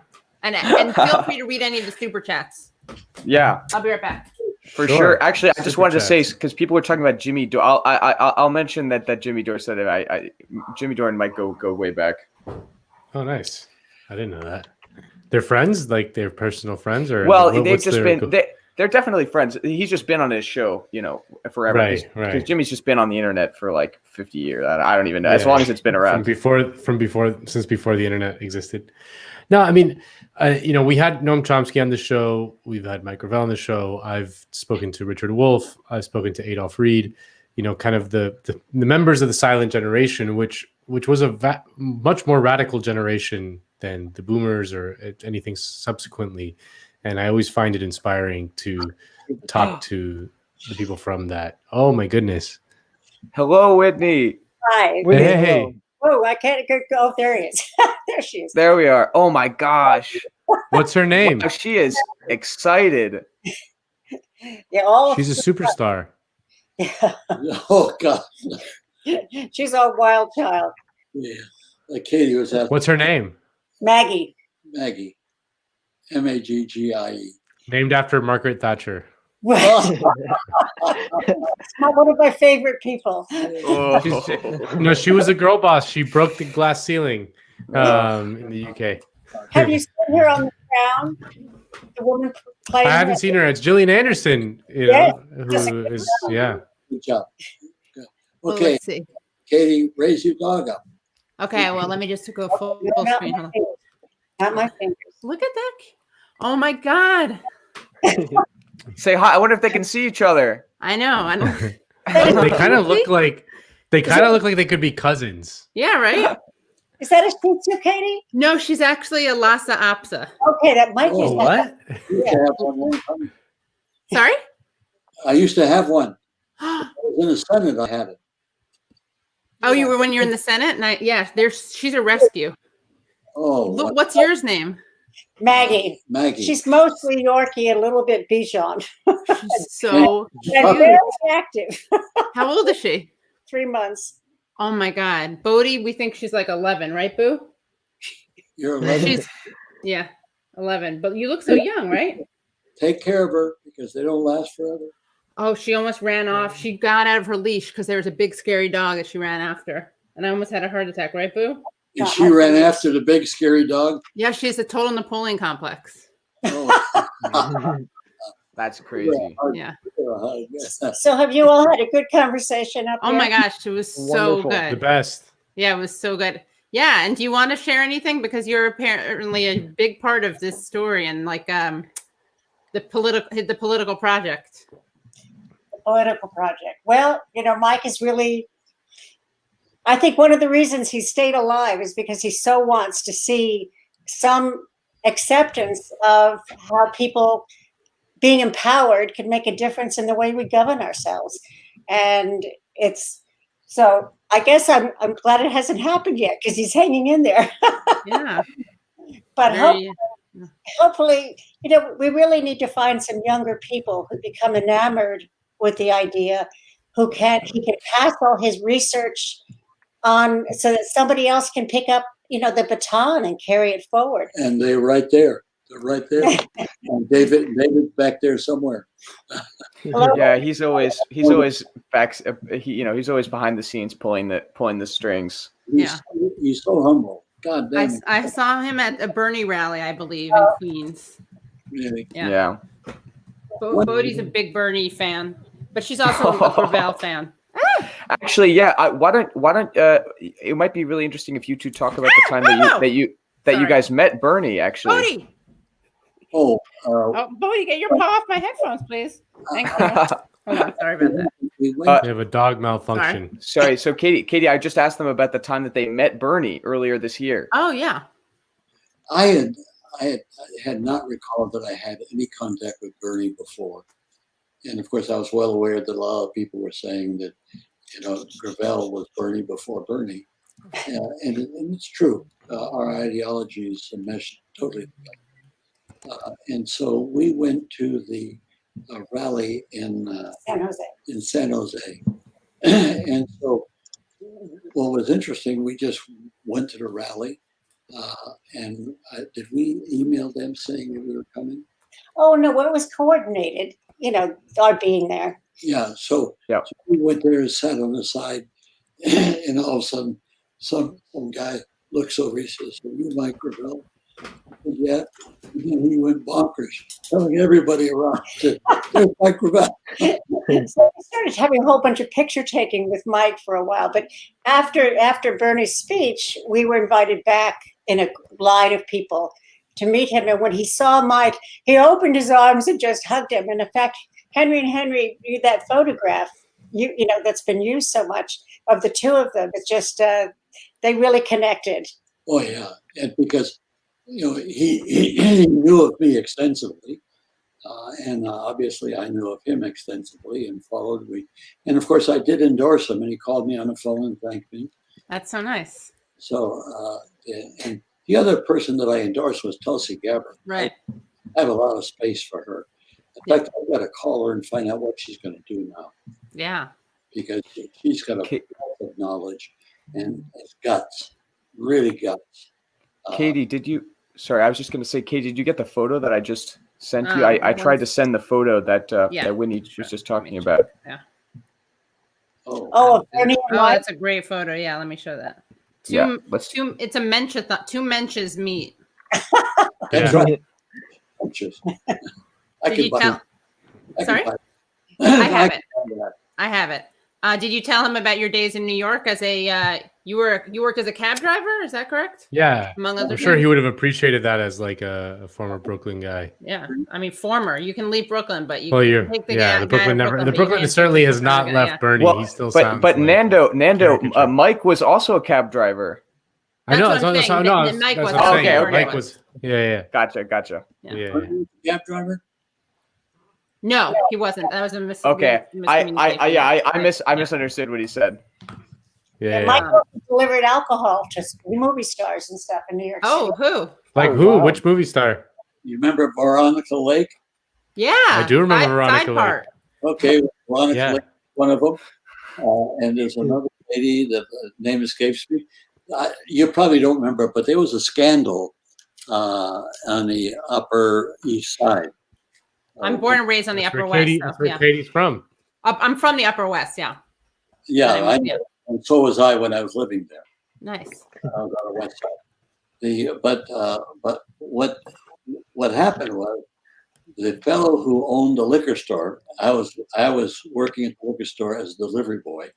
Now, come on, I had been in the military. Was first lieutenant. Well, there's the picture. There's the Bernie photo. Yeah. Nice. And so what happened on the deliveries, I would be delivering to movie stars or whores or hookers. Sex workers. Well, Veronica Lake, that's Kim Basinger's character in LA Confidential is a Veronica Lake lookalike hooker. Right. So there you go. Interesting. Sex worker. Sorry, sex worker. But sex worker, and of course in the campaign, either it was Henry or McGowan or David, they had that. Do I believe in freedom for the sex workers? I said, of course I do. It's ridiculous. Yeah, that's right. We called for the decriminalization of all sex work, and that ended up getting us a lot of promotion from a variety of sex workers and porn stars, which ended up netting us a lot of donations. Oh yeah. Yeah, there you go. Yeah, it was one of the odder sagas, but it was again because no other candidate was willing to take that position because they just ignored it. And there's so many people who suffer every day because of that. And I presume under COVID, people whose existence is criminalized, they're the ones who suffer the most. And I think that in a lot of ways, these kinds of positions that Mike has taken staked out and that we did in the campaign platform when we all wrote it in California, that platform, I'm going to tell you right now, many Democratic candidates in the future are going to be cribbing from that platform. Oh, yeah. It's ahead of its time. It's ahead of its time. Eventually, they'll come around. Great. Do you want any more vignettes, or do you have questions? Well, there are some questions. If you wouldn't mind a couple more minutes, we'd be so I- excited. All I got is time. It's time, right? Well, I don't know if your family and the pooch may want to, Oh, as long as you're I got the giving her Negro- good attention. I got I know, the and Negroni my flowing. dad even brought me a glass of wine, but I don't know where he put it. I want to know. There's a bunch of super chats, but I also want to know if you have changed. You said that you haven't changed your mind on a lot of issues. Are there any issues that you've had an evolution on? Well, I think on the energy issue, before I used to support both oil and gas because I came from oil and gas city, and that was 30 years ago. And also, I supported and was one of the original authors of the subsidies for wind and photovoltaic and hydro. And so now, where I've changed is I don't have a stomach for an ounce of oil left. It's really what we need to do is to take our resources and put them towards hydro. I have a plan for Alaska that could change the Pacific, but I don't know if I'll have a chance to write it up. It's very simple. But that's wind. Yeah. Well, when I was holding hearings when I was on the finance committee, I was chair of the subcommittee on energy. And I recall a hearing, a day-long hearing, and the last guy to testify was a little old professor, hunched over the mic and saying, "Senator, you don't really understand where the interests of Alaska lie."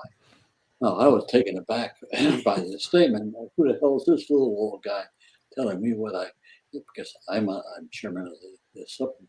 So lo and behold, he says, "Senator, you got the most wind in the world." I said, "What do you mean?" He says, "The Aleutian Islands." And so if you were to take and this Alaska, they should stop screwing around with oil and let it die down, because it will die down. With all these cars coming on, autos, you're talking about the decrease of influence of oil, whether it likes it or not. Mm. What you could do in the Northern Pacific is you could start building windmills, turbines along the Aleutian chain. And I mean in great deal of numbers along the Aleutian chain.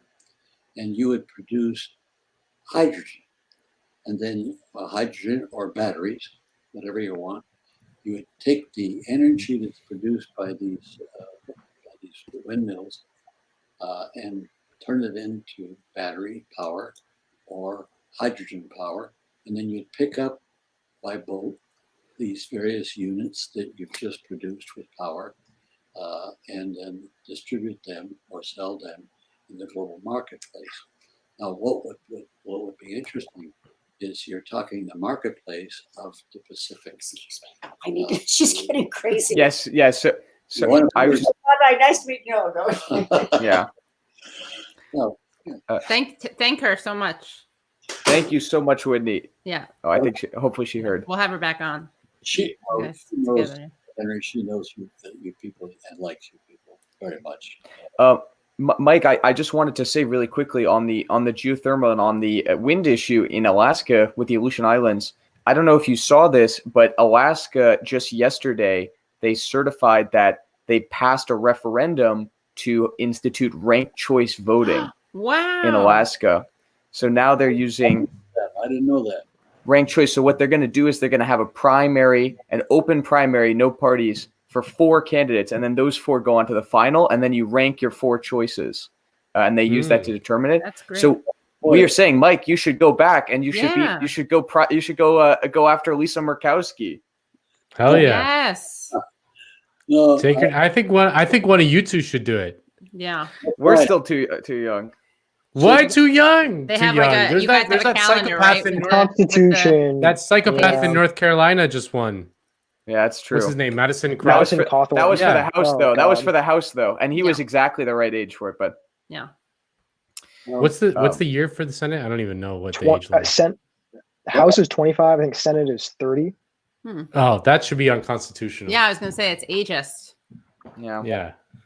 It will Um, be. Once you have the ability to make laws, you'll be able to change. exactly, Right. exactly. No, but you know, Go ahead. Oh, sorry. It's very interesting just because, Mike, because I just wanted to ask what you think about Alaska politics, maybe the direction it's taken since you were in Alaska politics. I remember you told us once that you kind of got away with getting into office because it was so new and people didn't really get it yet. You know, the party lines weren't clearly drawn yet at the time. You know, what do you think how it changed after that? Bad. It's interesting. Alaska got statehood because of oil discovered on the Kenai Peninsula, and so that's how we got to Texas. Oil in Oklahoma, oil interest turned around and supported Alaska statehood. At the same time, a much larger community, which was Hawaii, was opposed by these same interests because of race. Wow. And so what had happened, the people that were negotiating the acceptance of Alaska as a state, it was decided by the leaders that, well, let's not push for Hawaii. Let's just push to get Alaska nominated and elected. And because it's a democratic state, and the Democrats, Eisenhower had just come into office. So Eisenhower went along with the deal that first we would bring in Alaska as a state, and then after Alaska's in, then we bring in Hawaii. Well, at the time, Alaska was a Democratic state. Every office, they would control the legislature, and all the offices were Democrat. In Hawaii, it was just the opposite. It was controlled by the Del Monte interest, and well, now today Hawaii is solidly Democratic, and Alaska is solidly Republican.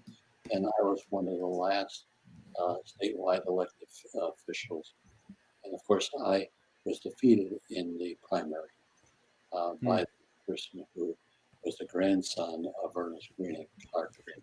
Can you move closer to the laptop again just so we can hear you better? Sorry. And then, Mike, wasn't it Lisa Murkowski's father who ended up winning that election? Yes, exactly. In fact,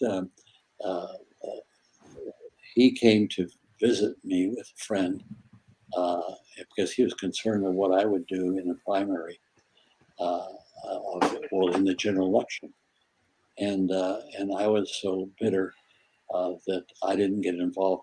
Well, in fact, it was a pattern. I never really got involved in partisan politics. I just really didn't, and I never understood why Stevens, who I was, Ted, and I were enemies because he was partisan, that man to the teeth, and of course I wasn't. So I never disparaged his campaigns. He did every one of mine. And so This is the series of, just so people know, Ted Stevens, the late Ted Stevens, Senator of Alaska, was the series of tubes guy. He's the guy who talked about the internet being a series of tubes.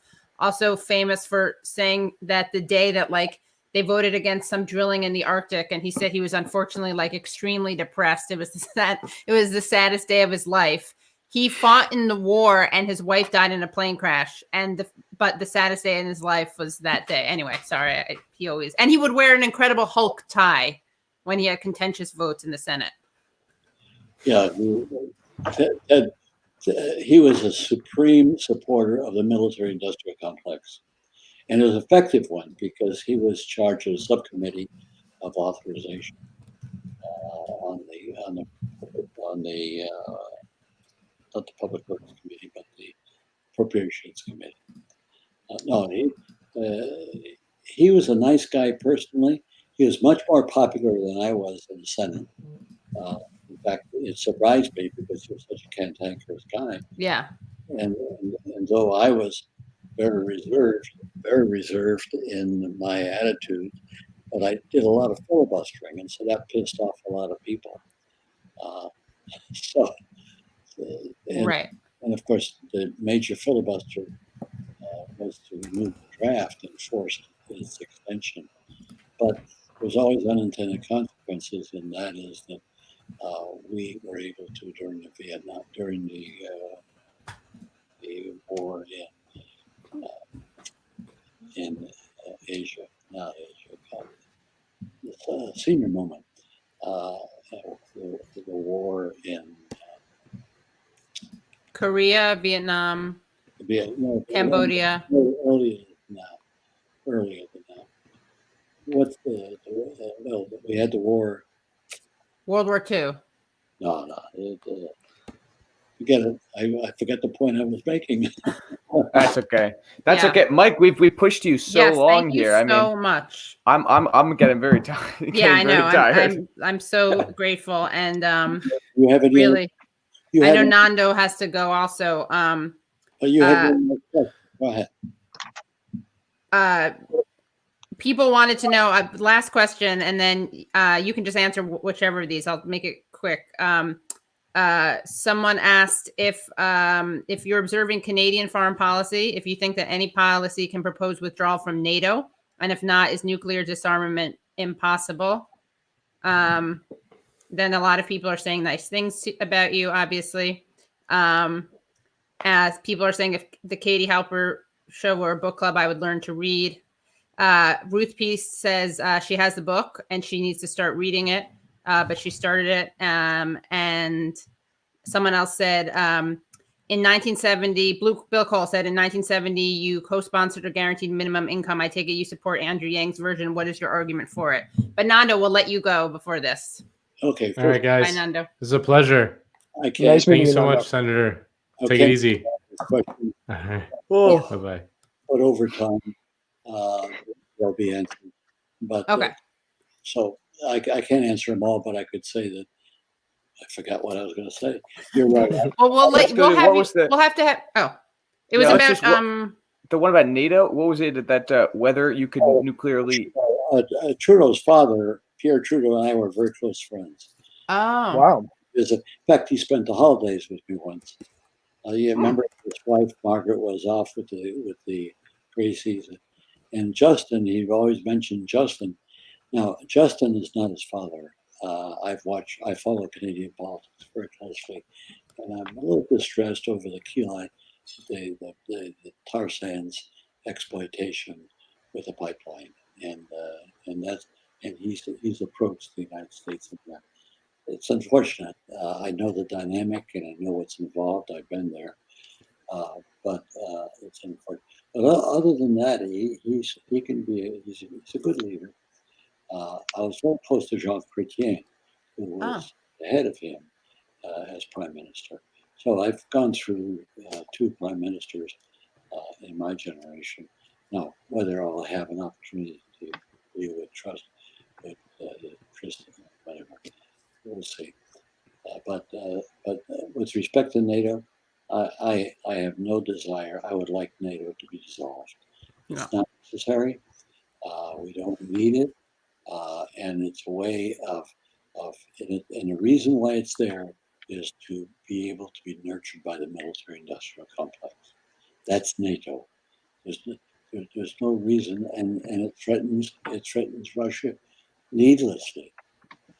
And so you see the crazies in Poland and in those areas wanting American troops. So here we're putting American troops in Poland on the border with Russia. This is sick.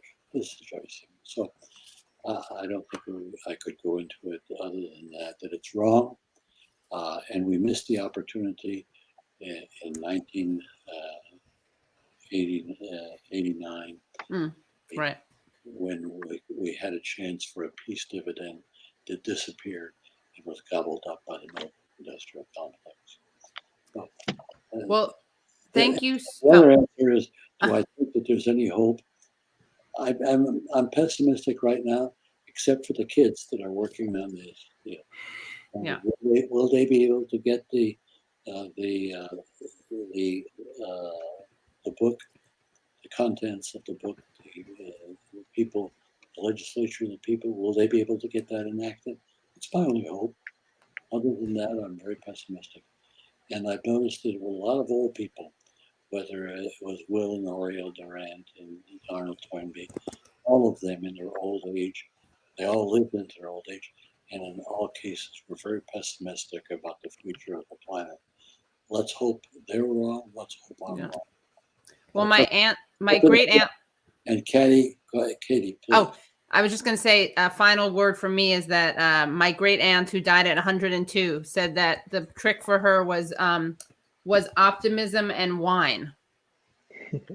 Well, I take my glass of wine every day for medicinal reasons. Exactly. Yeah. I'm an optimist. You are. Yeah. Except that I'm staring so much of this stuff in the face. Right.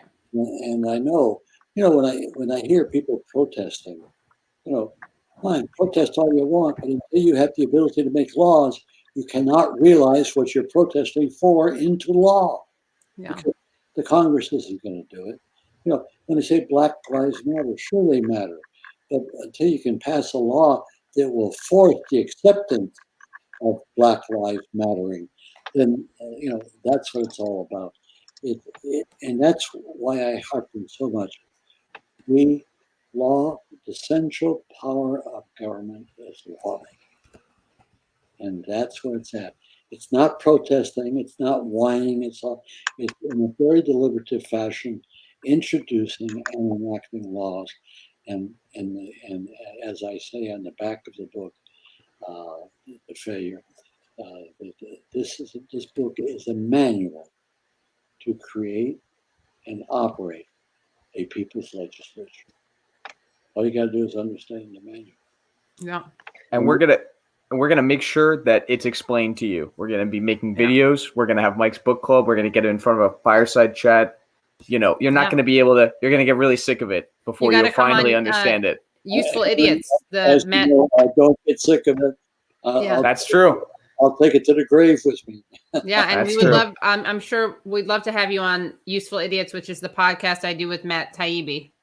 Okay, we'll set something up. Okay. However we do it. Great. And so if I need to download some stuff, you can do it with Henry or David. Yep. But set something. But when the book is really out there, the rewriting. Now the kids have got the whole book. If you just got I think they just got chapter, the introduction, which is really the guts of it, of what the book attacks. Because I don't think there's not an American out there will be surprised by my attacking the Constitution of the United States. Yeah. All right. Yeah. And thank you again so much for your time. And we're going to make this a new thing, because when I interviewed Chomsky, he had his Maltese named Philly barking around the room. So we got to normalize this. And Glenn Greenwald always has his dogs in the background. So give my regards to both of those people. That Norm has endorsed citizens lawmaking. oh wow. Oh yeah. And I don't know Awesome.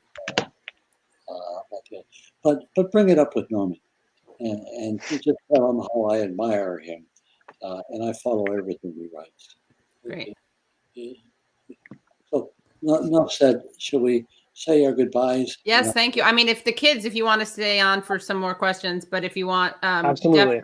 okay, great. But thank you so much, Senator, for your.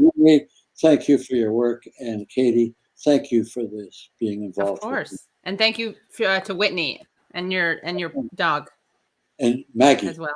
Maggie, Whitney, and Maggie. Yeah. Maggie. Thank you all very much. Thank you. Have a great night. Thank you so much, Mike. Thanks for bearing with us to get set up. Oh, I never bear with you. I love you. I love you. Love you, Mike. Bye-bye. Bye-bye. That was so great. Wow.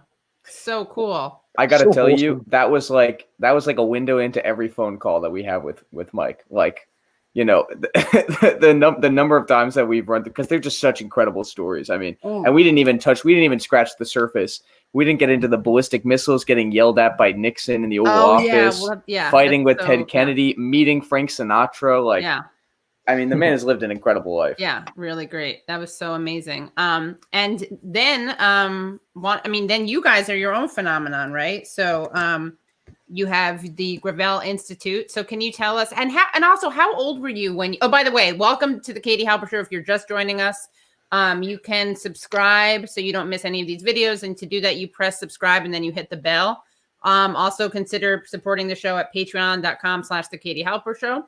And we live stream every Sunday night at 7 p.m., Wednesday night at 9 p.m. And I want to give a special welcome and thank you to Jimmy Dore and to all of his viewers and listeners who apparently came over from his show, which was very nice of you and very nice of him. And make sure you like this stream right now and subscribe. But now moving back to you guys, how old were you when you met? Because in case you're just joining, we were asking about their what is it? Cute meet cute. And how old were you guys at what stage in your lives were you? And I know you thought of, you saw him on YouTube and couldn't believe how exciting he was. So what was there a particular video that you saw? Where were you, etc.? Yeah, well, it's kind of an interesting story. McGowan was our treasurer. In fact, basically the details of it was that David and we'd been friends since high school, and we actually heard about him on Chapo Trap House. They were talking about, back in 2008, who was the only candidate that had anything decent to say. And, we kind of went down a rabbit hole in discovering it. It was actually right around the time that Andrew Yang, we were 18 at the time, and it was right around the time that Andrew Yang was getting big. And I think what we were realizing was you could really build a campaign completely online. You could attract an almost exclusively online following and use that to go so much further than anyone expected. And that's already what Yang was doing at the time. And we figured, Andrew Yang was talking about UBI. What if somebody talked about anti-imperialism? Right. What if somebody talked about anti-war issues, about sex work, about, all these topics that were totally on the fringes of the Overton window. Even someone like Bernie is not going to come out and endorse them just because, it was they're playing a much closer to the chest kind of game with it. So anyway, as he said, we called him up, and it was right after the campaign had started. McGowan and I were college friends from debate club, actually. And he told me that he had worked on the Boulder, Colorado Democrats. And I was basically like, hey, McGowan, do you think you could keep us out of jail? Do you think that you could? Yeah, we managed it. My own role was overseeing the campaign's finances, but I was familiar with the senator from his work on the Pentagon Papers, and when I heard that Henry Williams, my partner from the debate team, we were affectionately known as Henry Squared. When I heard that he was starting this campaign, I knew I had to get involved, and so I sort of filled in where I could, and I became sort of a pinch hitter for the campaign and filling in where I can, and that ultimately ended up being on the financial side. But the campaign ended up being staffed by over 100 people across all 50 states, people who would talk to their friends and families about what we were doing and share our message. And the ethos of it was it was exactly what Henry was getting at, that we wanted to be able to spread these progressive messages to the Democratic primary. And what ended up happening is that this viral internet strategy, really just Henry and David tweeting away, earned us a spot at the July Democratic debates in Detroit. If you remember, it feels like a different world from now, but there were debate qualifications set for 65,000 unique donors or a certain polling threshold for candidates to get on stage. And so our goal was to sort of find that loophole and get Mike on stage. And so we ended up convincing that 65,000 unique people to give us at least $1.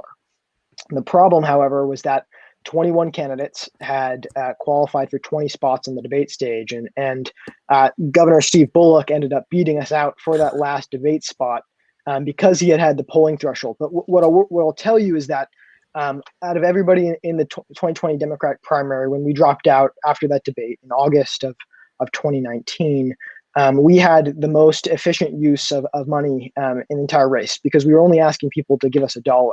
And so we converted, 70,000 donors from a little over $300,000. And for context, if you remember the shill John Delaney, a former Maryland congressional member, he gave up his seat in Congress, and spent $12 million of his own money so that he could flop at the debates. A sort of, and he was a pharma guy too. He's a big pharma guy. Big pharma guy. Also very good at jumping on boxes for exercise. You'd have no idea when this is totally unrelated, but when he's on the stage, he looks like a total nerd. Terrible politics, no matter what. But then when he has a baseball hat on, totally different vibe. Not appealing. Yeah. I mean, not appealing. And he was a big workout guy too. That's what I'm He was saying. like Yeah, a- he he was jumps like on a boxes. swole guy. Yeah, it's really funny. He posts video of himself on Instagram doing exercises, and you'd never know because the hat and the athletic stuff is like makes him look like a totally different person from the bald. I mean, he's a dweeb no matter what. It's just funny. He is. It's like a Dr. Jekyll, Mr. Hyde thing or something. No, They're both and bad. we ended up trying to mount a campaign on Twitter to bully him out of the race, trying to convince him to drop out. How'd you do it? last that was our plan. That was our plan Z. Got we it. actually had, it was trending number 3 on Twitter that day, was hashtag dropout Delaney. And if you look at his Twitter replies to this day, people still harass him over it. Wow. So, I think couldn't have happened to a nicer person, as they say, but no, but just what was I the just lost the train of goal? thought on that. And what was your goal? And you mean you wanted to put out the ideas? What it was, and I'll tell you, we never expected to make it to the debate stage. We didn't think it was even going to be possible that we would have that kind of reception. But what we saw was there's this thing in politics, which is if you run for president, people have to talk about you. I mean, Trump utilized it masterfully, probably better than anyone's ever done it. Everyone is sort of aware of that. He sort of played the media against itself for that reason. To that extent, though, the interesting thing is that because when you're running for president, they have to pay attention to you. There's all these reporters and they need media, they have to do these media hits.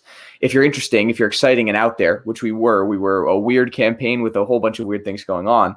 More importantly, as soon as you start talking about an issue, those journalists have to turn around and ask other candidates about it. So if you're talking about anti-war issues or sex work or anything that's really on the edges of the conversation, it becomes something that other candidates get asked about. It becomes a litmus test and a benchmark. And it was staked out to Bernie's left, to everyone's left. And the goal of all of that is, bring it into the conversation. That's the Overton window. And going to this Chomsky idea, I guess, of media criticism, the way that you make new things possible in politics is that you force them into the conversation, And I'll tell you, it does feel like a lot of people who were on the left have moved further left in the last 2 years, in this year, really. And a lot of people who weren't quite on the left have been radicalized by the events of the last 2 years. And in that way, I think, we hope to be staking out an early position, an early salvo in our own generation, something that connects with people who are just now becoming voters and genuinely are to the left of Bernie and the AOC. And, what the future of electoral politics is one question. But the important thing to us was, could you educate people on these issues and bring it into their perspective? Because at the end of the day, the primary is mostly, a stupid stage play. It's mostly a horse race and basically a kind of sports that people watch, sports for nerds, as they say. But, the interesting thing about it is a lot of people pay attention. And so it can really affect a lot of what people think. And if it's going to be a stage play, it better be a stage play about things that actually matter. Yeah. And do you guys want to talk about your initiative with? I don't know what's wrong with me. I'd never seen a PragerU advertisement, but you guys have a really cool initiative at the Gravel Institute, and you've been making videos with friends of show, Brianna Joy Gray, Matt Karp, both of them regulars on the Katie Halper show. We could also watch the first one that you made about PragerU. I'd love if great. we could watch the first one real quick. Great. Yeah. Let me just call that one up. And also, while I get that, do you guys were you from left families? Like, were you political? What politicized you? I grew up in the Socialist Republic of Boulder, Colorado. Nice. So we affectionately talk about our compost police, who will come and make sure that you're composting properly. Right. Or I like to cite that you don't technically own your dog in Boulder, Colorado. you're the legal guardian of your dog. Right. That's good. So I grew up in a very sort of left-wing bubble and was always sort of aware of politics, and it became a sort of interest for me around the 2016 election. I felt like many people of my generation, I had to get involved when Trump was on the ballot. And from there, I became radicalized while working for my local Democratic Party and seeing how unresponsive Hillary Clinton's campaign was to the needs of working people. And that's when I became introduced to Bernie World, and that sort of set it off from there. Great. Okay, I got that. And Yeah. you, For me, Henry?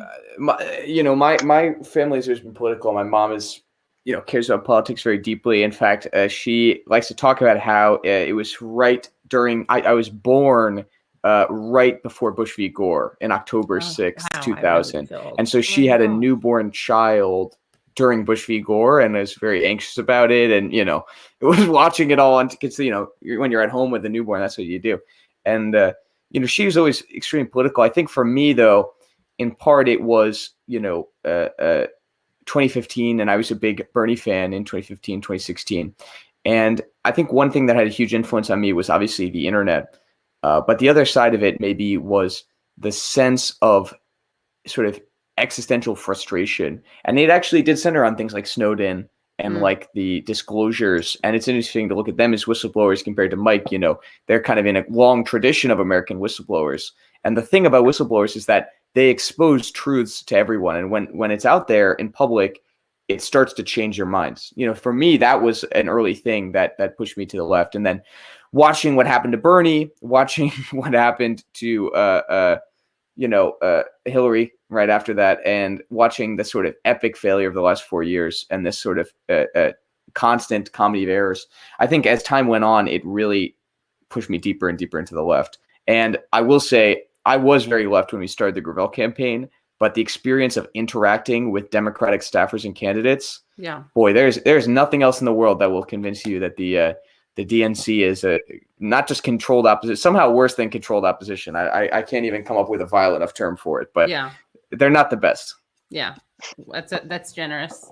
A generous description. So I'm going to play this video that you guys made, or the Institute made. Hold on, let me make sure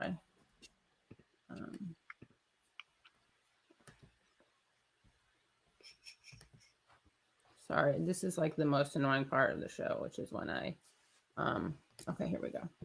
When I narrate what I'm doing, it's really painful. Okay.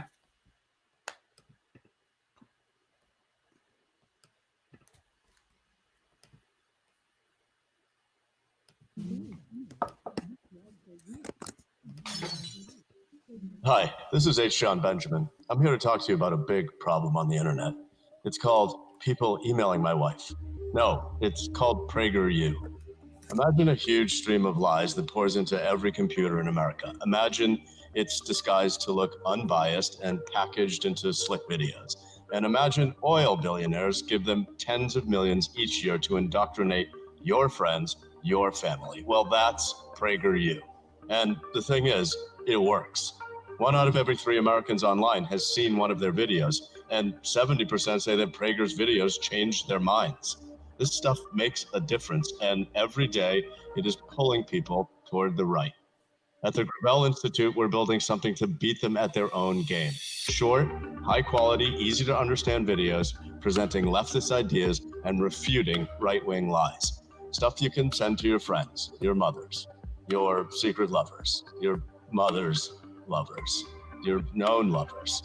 Oh, and we've got big name presenters from Bernie Sanders to Chelsea Manning. Here are a few that we've lined up. Okay, so this won't be easy, and we're going against a Goliath, so we definitely need your help. We want this to be a collaborative organization guided by its members, where we're trying to do something big. So hey, let's do this.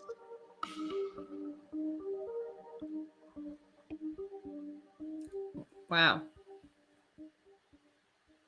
In honor of Michael Brooks, that's sweet and sad. Yeah, well, so Michael Brooks, actually, I don't know how many people know about this, but Michael Brooks was supposed to be in one of our first videos. And actually he died. Oh, I think we've lost Katie. Well, welcome to the Henry Squared show. Yeah, we've really taken this over. Yeah, this is our stream now.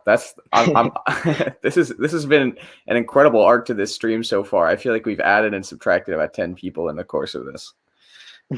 Yeah, no, but the last thing that I was going to say was just that, Michael Brooks was actually supposed to be in one of our first videos. And, we looked at him, and I think we looked at a lot of figures on the left as an example for what we're trying to do. So, thank you to everyone for just watching that video. And, for those of you that are curious, I think what happened was after the campaign and talking to Mike, as you saw with him, he sees this as his legacy and as the long-term kind of proliferation of his ideas and the way that they win power eventually. And I think what we see is there's this necessity to, changing kids' minds, changing young people's minds and seeding a totally different perspective in the discourse, and that's very much about, changing the soil, basically, right? Starting to move people incrementally and changing the way that they think. And, I wish that there were resources like this when I was younger and I was just starting to move to the left. So that was kind of our hope in coming to it.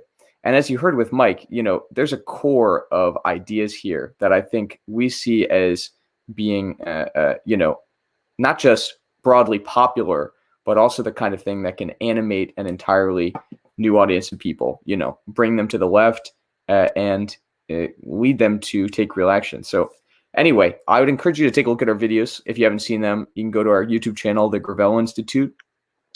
We got videos with a bunch of people. Katie is finally back. The coup d'etat has been toppled. This is like a classic Bolivia MAS moment. Except a lot faster.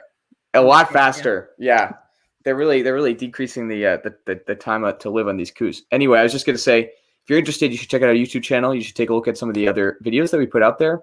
And if you really like it, you can support us on Patreon, patreon.com/Gravel Institute. We don't have money like PragerU, not even close, not even in the same, stratosphere. And so in order to be able to make anything at all, much like Katie's show, we're funded by patrons and we're crowdfunded. And that is the only way that we can make these videos. So if you like them, if you want to see them, and if you want to see all sorts of people in videos, maybe Katie, maybe, any of the other guests on this show, there's a ton of people that we're looking to get in the near future. Anyway, I was just vamping, Katie, I was just vamping about the Institute in the meantime. Oh, great. Yeah. And you were saying that Michael Brooks was going to be in one of the earlier videos. Yep. Yeah, he was. He was supposed to be in one of our first videos. Yeah. And actually he died right before we were going to shoot it, probably less than a month before. Yeah. That was really shocking. Yeah, I texted him about Jen Perelman the Saturday, I think the day before. Wow. Yeah.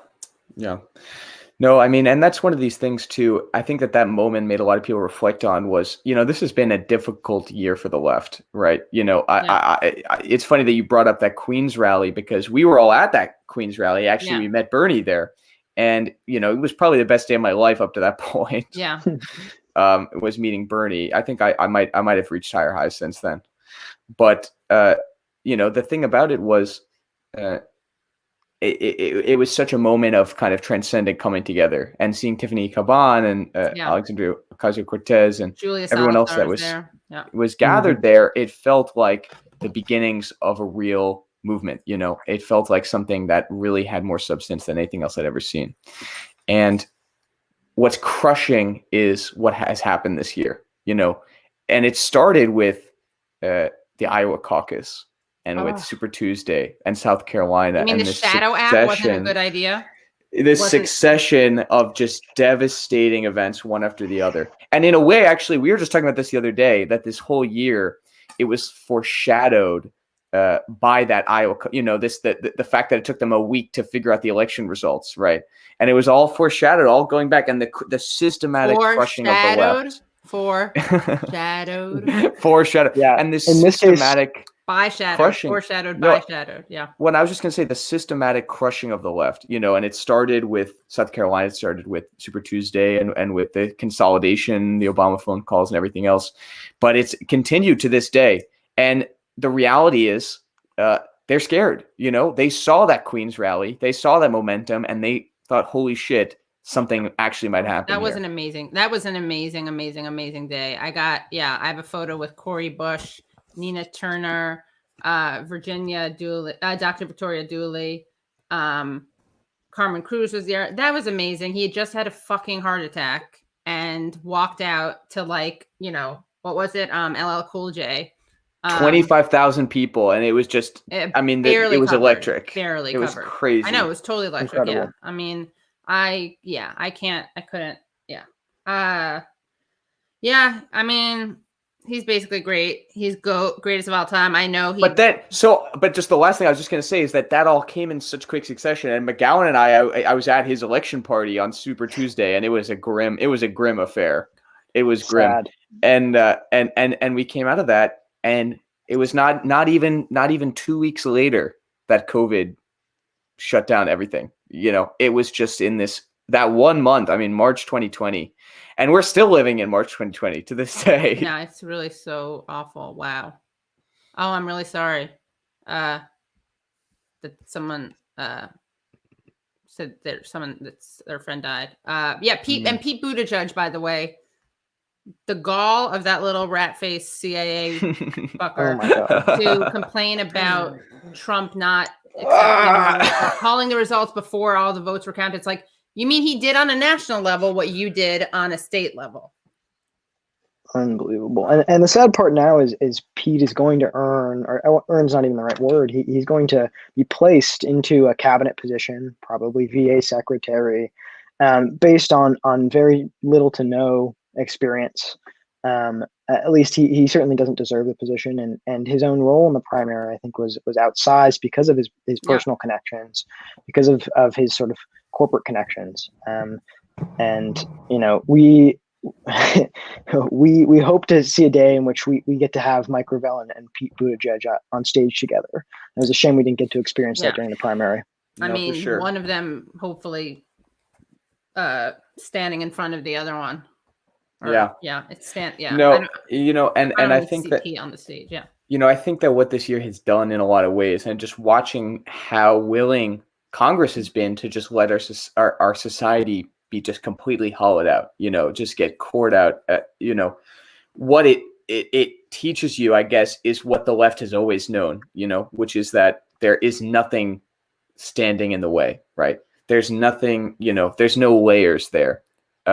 There's just us and brutality. And usually it's a slow march, you know, usually it's people on the fringes and on the edges who get pushed into homelessness or poverty. But with a crisis, and this is Naomi Klein's whole theory, you know, the shock doctrine, it's completely about getting people to accept worse and worse conditions when there's a crisis, and things get worse, and you move in with your parents. And by the way, what is it, like 70% of people our age live with their parents now, between 18 and 30? You know, higher than it has literally ever been in the last 100 years. You know, they get you to accept it, and then it never goes back. You know, it never goes back to the way it was. Yeah, totally. Yeah, everything shifted. I mean, the fact that they haven't even done like a temporary I mean, obviously we should have Medicare for all, but the fact that they haven't even done like, oh, maybe right now we should implement something or stimulus. It's just pathetic. Yeah, I don't know. I mean. And Biden is just like, what did he say today? He's going to forgive like $5 of your debt or something ridiculous. You know, if you open a small business in a underprivileged area and you're a person of color and it's a profitable business for at least 3 years, you can have the first $15,000 of your Pell Grants forgiven conditionally on you getting good grades. So, you know, that's a pretty good deal. The 7 people who benefit from that are really going to be happy. About it's disgusting. Yeah. Also, can we just like acknowledge that the argument that like it's not, I actually tweeted this out today, that like it's as unfair, like paying debt relief is as disrespectful to people who've already paid off their student debt as like finding a vaccine is to people who've already died of COVID. Like, what is I don't even understand. Who the hell says that? It's like, I think 90% of people who are saying that are just disingenuous. And then there's a 10% that just hears it as a talking point and doesn't really get that it's a total toxic talking point, an ideological talking point. It drives me crazy though. Can we make a video on that? Can I make a video for you guys, with you guys, that's just like like, I don't know, worst lib takes. Yeah, we'd love to. love We'd that. love to. I can't No, stand it. And it's, in a way, it's tough because it's like a gut level thing. And, in a way, this year has been like a crash course in it. You look at someone like Mike, he was disillusioned by the Vietnam War, Right. by the Korean War. Yeah. That's where he comes from. I mean, he was born during the Great Depression, but it took that, and it took this entire lifetime to develop that savvy and that sense for, as you're saying, bullshit. How do you tell it? I hope that this year has kind of given a lot of people a crash course in that, And I think if anything, if we could do anything that would be helpful, it would be giving people the tools to recognize that, and to understand what does it mean to be on the left. And, I think not everyone on the left considers themselves exactly the same. And of course, there's constant left infighting. But the reality is, every time that you drill down to it, and in a moment like crisis, it becomes even more clear. We want to help people, and the other side does not, And I think that goes close to it. Yeah, Scott Wilkerson, we're a big fan of the Matt Brunig plan on reparations for student loans, and I think there's a lot of good ways to do it. The reason that we actually, specifically the Institute, has pushed student loans forgiveness heavily in the last few days is because, one, it's actually getting a lot of traction in policy circles, and it's looking very plausible. The other thing is it can be done by executive order only and doesn't require the Senate. And the other thing is that it is a salvo in what hopefully becomes a whole sort of a political moment of giving people relief after months of, and keep in mind, the worst is yet to come, in terms of the pandemic, in terms of the economic crisis, in terms of everything. It's not even close to the worst it's going to be yet. And when it gets there, people will be desperate. And I do think something like this, rather than, then we forgive student loans and that's it, will open up the floodgates in a way. Because when the money starts going out, people, everyone is going to be desperate. And I think they're going to really have no choice. I mean, we have to give them no choice, basically. Yeah, I agree. Yeah, we can't give them any choice. It has to be political pressure. They're not going to come around. And listen, like, people will say, it's just Twitter, and it is just Twitter. But a lot of Dem policy people are on Twitter. A lot of journalists are on Twitter, right? And this is a conversation that has been basically summoned out of the ether by Twitter. It really came about in that way. And the reality is, if Biden ends up doing it, it will basically be because the people around him felt the heat. They felt the pressure. Yeah. And it was from all quarters, all directions. But it started because people were loud about it and they didn't shut up about it. Yeah. Well, this was really great, and I should have someone. You guys should come back on. This was really fun though, and we'd absolutely love to. Yeah, I would love. Sorry, I know that we kind of just, between you dropping out and us watching the video, we didn't really get a chance to do any. If you have any questions, or if anyone, in the chat, anyone have any questions for them? Yeah, we should ask the chat. And also, someone wrote in the chat, Katie, did you see my doggy tweet? I don't think I did. So, and I also don't know who said that anymore. So, if someone wants to say that again, I'll respond to it. Yeah. And by the way, I want to maintain, we don't have any illusions about a Biden administration. Right. I don't think that we're going to push him to the left. I don't think, what actually, it's interesting because Mike was actually elected to the Senate the same year as Joe Biden.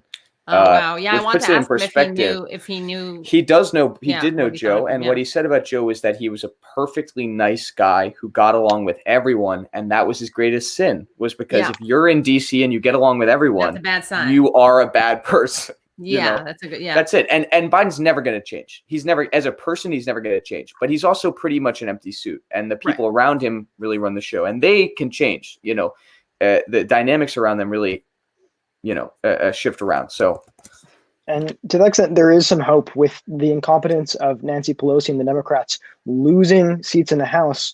What that means is that House Congress members on the margins have more power and big votes. And so the now expanded squad can leverage their size on the margins for votes that cut it close to push signature policy issues farther to the left. And so we don't think Biden and his administration might move left, but with a growing squad in Congress and a growing electoral left movement, we think there's a lot to be hopeful about despite the state of everything.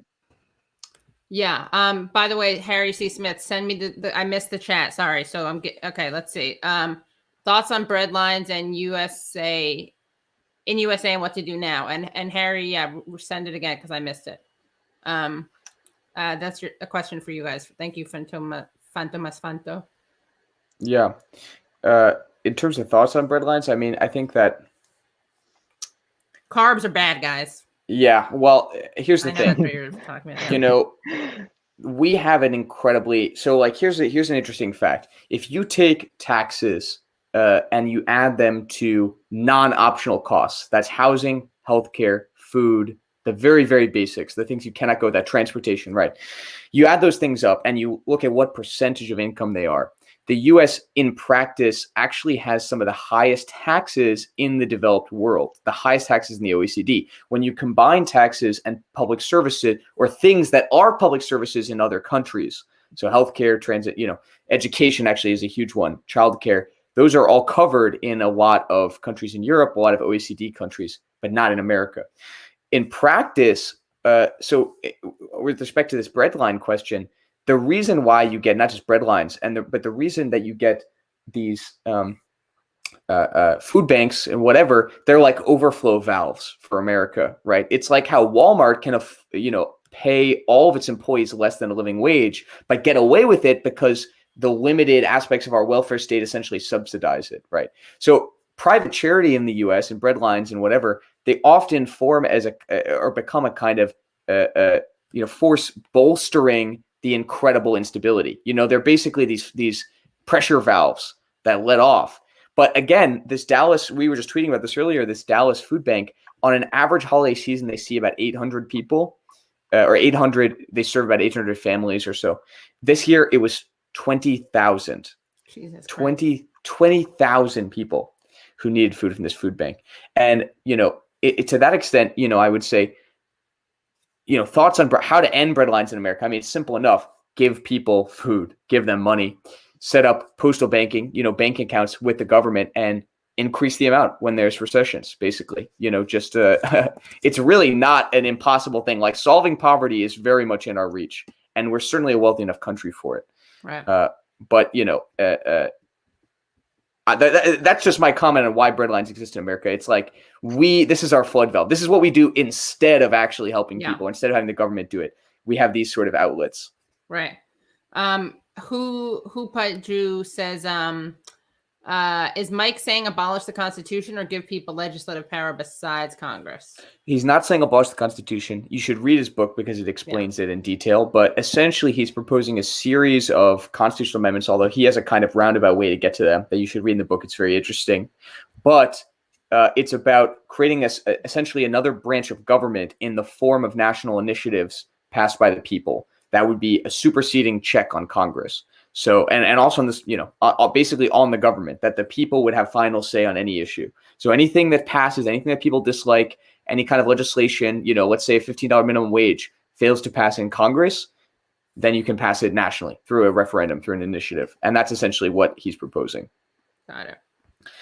I just saw somebody asked, will Gravel Institute be endorsing progressive candidates? Yes, we will. In fact, we already have some endorsements that we're working on right now. We filmed the video with Tiffany Caban, who's running with the DSA for New York City slate, and we're trying to film with a couple more of those people and back them. So we will be endorsing them. And if you have a candidate for us to endorse, email us, contact@gravelinstitute.org, and we'll take a look. Well, I also had Tiffany Caban also on the show. She's great. Also, yeah, she's really wonderful. great. I love her. She's really, really great. And someone else asked about, I don't know if you have thoughts on this, but someone asked, where is this? Harry C. Smith asked, I'm most interested to hear Mike's thoughts on statehood for Puerto Rico and DC. Like, what if DC became a state but only got one senator? Completely supports it. And I would say go ahead and take a look at the Mike Gravel 2020. Someone's asking, do we have to buy the book? The book is called The Failure of Representative Government. I posted a link to it in the chat. But on top of that, I just had too many things on my mind at the same time. What were we about statehood, DC? Yeah, so I would recommend that everyone take a look at the Mike Gravel 2020 platform. It's out there on the internet. I'll find it. I think it should be on our website. But it's very long. It's like 40, 50 pages, very comprehensive. And in there, we have statehood for Puerto Rico and DC. We also have changing the structure of the Senate. We also have direct democracy. We have it's a dream list, right? It's like, what would we do if we could do anything? So including that, it's abolishing the Senate in its current form. What we would want to see is senatorial delegations. They still would be 2 people, maybe, but they would have voting power equal to the population of their state. So it would essentially be on procedural matters, right? Like they would still have just 1 vote. But then on any like real legislation, they have voting power proportionally equivalent to the population of their state, basically. Great. All right. Anything else? And we'll have you back on again. Somebody has just said, I just have to respond to this. Somebody has just said, is Mike Gravel a real person? Why is he never on interviews? It's people talking for him. Have you not been here? We've been here for 2.5 hours. Like for over an hour. Yeah. Yeah, that would be a crazy deep fake if we were able to get that one done. Yeah. Well, for our final remarks, I urge everyone to not only like the stream if you're still here, subscribe, help support this channel that's helping to give us a platform. But just as you can support it, and if you can support Katie's show, we are also crowdfunded and supported by our viewers, and depend on people like you, not just to support us on Patreon, but to subscribe to our YouTube channel, to give us a like, and to help us in the algorithm. We're going up against a Goliath that is PragerU and this conservative ecosystem online that includes the likes of Ben Shapiro and Candace Owens, that not only have the power of tens of millions of dollars behind them, but have the power of YouTube's algorithm that favors lies. Lies just spread easier on the internet. And so we need, if we want to be able to spread progressive left ideas online, we need your help supporting that. And anything you can do to support the Gravel Institute, we appreciate that. Yeah, sorry, and then let's see. The Analytic Failure writes, we need an anti-partisan populist revolution uniting all Americans as citizens against the oligarch class. How does Gravel feel about this? Let me just read a couple, and then I'll go back to them because I know it's hard to keep all them in your head. I mean, for everyone, not just you. Thoughts on random lottery federal elections, and this is a suggestion from Fantomas Fanto, which is to create a Mike Gravel trivia app game. I like that idea. That's a good idea. Yeah, we were talking about if we made an app, what it would be, but I don't think that's on the table right now. And then sortition, random lotteries, a lot of great political science research on it.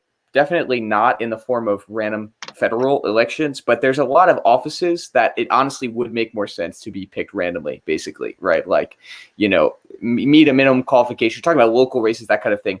Because, for example, one example that people bring up with this is, if you have these like county clerkships, right? If they were rotating, so people did them for a month, so another person did them for a month, that it would involve more people in local government, that kind of thing. Another thing when it comes to sortition, which is my favorite idea ever, which is abolishing New York Times and other newspaper editorial sections entirely. Just take them out. All the columnists are gone. They're all fired. Maybe they live if you're merciful. But maybe in a basement. You replace it with a national lottery. And every day, 5 to 10 random people in America are selected to write a column. Completely at random, they go up. That's my version of sortition, is what I would support. Wow. Okay, let's see. Also, I just saw a question about the People's Party. What do you guys think of them? We support, I think, all these various efforts. People ask us about the Green Party, the People's Party, DSA. Any left candidates that can win in any race, we support. If they have a good organization, if they're based locally, if they work with local organizations, if they do good work, completely. The problem is there isn't an infrastructure at any level. I mean, even DSA is an incredibly decentralized organization. And the lack of infrastructure means that a lot of this is basically, what do you call yourself? What do you put on, what kind of label do you put on yourself? To me, it's unimportant. It doesn't matter. I paid dues to a bunch of different organizations. We support DSA, we support all of them. But in practice, what we want is to change the soil, and if that's what these things can do, then that's a huge deal for us. But the reality is a lot of it exists in online backwaters. A lot of it is all of us just talking to ourselves and talking to people who already 80% agree with us, but we'll kill them over that last 20%. That is a waste of all of our time. If you're doing that out there watching, it's a waste of your time. Go talk to anyone else. Go anywhere else on the internet. Go log on to Facebook. Talk to your parents. Talk to boomers. Talk to anyone else. Send them Gravel Institute videos. Argue with them about them. Argue with them about PragerU videos. You know, there are so many better things that you can be doing than going after your fellow leftists, because in reality, we're all disempowered. We're all, you know, none of us have this, you know, incredible ability to change things. If only Bernie endorsed the Green Party, everything would change. Everyone knows that's not true. Yeah. You know, the reality is there's a lot more work to be done. Yeah. Well, thank you guys so much. I really appreciate this. It's awesome. Thank you. And that's great about Alaska and ranked choice. I had Lisa Savage on, who was running in Maine, obviously. Well, not obviously, but if it's ranked choice voting, probably going to be Maine. And they tried to exclude her from, she was an independent, and like the debates wouldn't invite her, and it was pathetic, but not surprising. All right. Well, thank you so much. And yeah, seriously, come back on and we should talk videos. And thank you for helping get the senator. You know, it was an odyssey, and I was so worried about it. Like, I was going to be like, oh, is he just going to be on for 10 minutes? And then he's going to be upset that we had to spend an hour getting him on. But I think he was very energized. Yeah, it was there. Great. You know, I got to tell you, it's my last thing I'm going to say. I have been talking to Mike, you know, once a week, once every 2 weeks for, you know, a year and a half now. And the man is 89, not actually 90 years old now. Yeah, I think, yeah. He is almost more than a decade older than Joe Biden. So much sharper. Oh yeah, so much sharper than Joe Biden. And I mean, you can't even compare them at all. Yeah. Well, thank you. Yeah, really, really great to talk to you guys and to have the show. And thanks everyone for coming on the show, tuning in. And someone said if you post this, if she puts this online, they're always online, these streams, like they stay online. So people watch them in real time and then people watch them after. And then I think it would probably make sense for me to have like break them up also. So because some people, I think they want to see, like I do those clips that are like 5 to 10 minutes usually long, but I think I should do long ones so people can see like just this part, for instance, like the chat with you guys, or just the first part with Mike. And you know, definitely gonna cut make a clip of him and his wife and the dog. I mean, that was just too much. It was too cute. So cute. Yeah, I know. And his stories about Whitney, you know, we all want what really Mike and Whitney have. I know. Yeah, no, it's incredible. And as she said, for laying down the law, as she said, he's so animated by, like, I don't think there's anyone his age who really cares this much about what young people think about, you know, what is going on in politics, stays in it. I mean, you know, listen, I think he you know, he's gonna keep doing it. You know, he's gonna keep doing it for literally until his last breath. Yeah. And Alex Lubeck, I love your sortition idea, Henry. Thanks, y'all. I'll be subscribing. All right. All righty. Thanks, Good night, guys. Everybody. Bye, everyone. Good night, everyone. Thanks for joining us. If I didn't read, thank you, guys. Thank you to Between Two Henrys. That's what we should call the segment. That's a great one. We'll do a whole new show with that. Yeah. All right. Bye. Talk to you. Bye. So yeah, if I didn't read your message, or sorry, sometimes oh, that's nice. Thanks, guys. This entire stream has given me hope. Thank you. Dave Galaze. Oh, I missed thank you, Lumpia Logic, for your donation. Anyone else? Anyone I miss? Thank you, Craig, for just joining you joined their thing. I hope you joined my Patreon, Craig, by the way. It's nice that you joined theirs. I answered Harry C. Smith's thing. Sorry, I didn't answer in real time. I asked Bill Cole's question, but didn't get it. I like this comment. Timbuk2 said this is like Thanksgiving, but with better relatives. Harry Smith said Glenn Greenwald has 26 dogs. He rescues them. Yeah, he runs a shelter. Rosemary, thank you for your donation, Rosemary. I read Ruth P's thing. What else? Oh, wow. Thank you, Debbie Dogs. Debbie Dogs 1, who wrote, we all need to learn and expose the corruption that enriched the sociopaths with federal money for lying us into wars. Privatization is a scam. Privatizers can bill the government any amount: weapons, MFG, healthcare, etc. Adam Gray, thank you for asking me to reintroduce my guest for the Jimmy Dore Squad, which I think I did. Missing Peace said, please have on Murdoch Cattle, whistleblower from Australia who's exposing war crimes and cover-ups. He faces life in prison. He was just proven right. Okay, I'll do that. I got to take a screen grab, so I remember that. Brent McKinney said Mike Gravel is the good, not the bad or ugly. Brent McKinney also said Jimmy Dore flash mob happens. Gravel team's awesome. Manuel Araujo. Sorry, I don't know what's wrong with me. Araujo said Jimmy said there would be free pizza. By the way, I really wish there were free pizza because I had David wrote Jimmy Dore sent me here, Katie. Chris Kelly said great show. And by the way, I wish there were pizza because I don't know if this is relatable, but I had like some real crap food.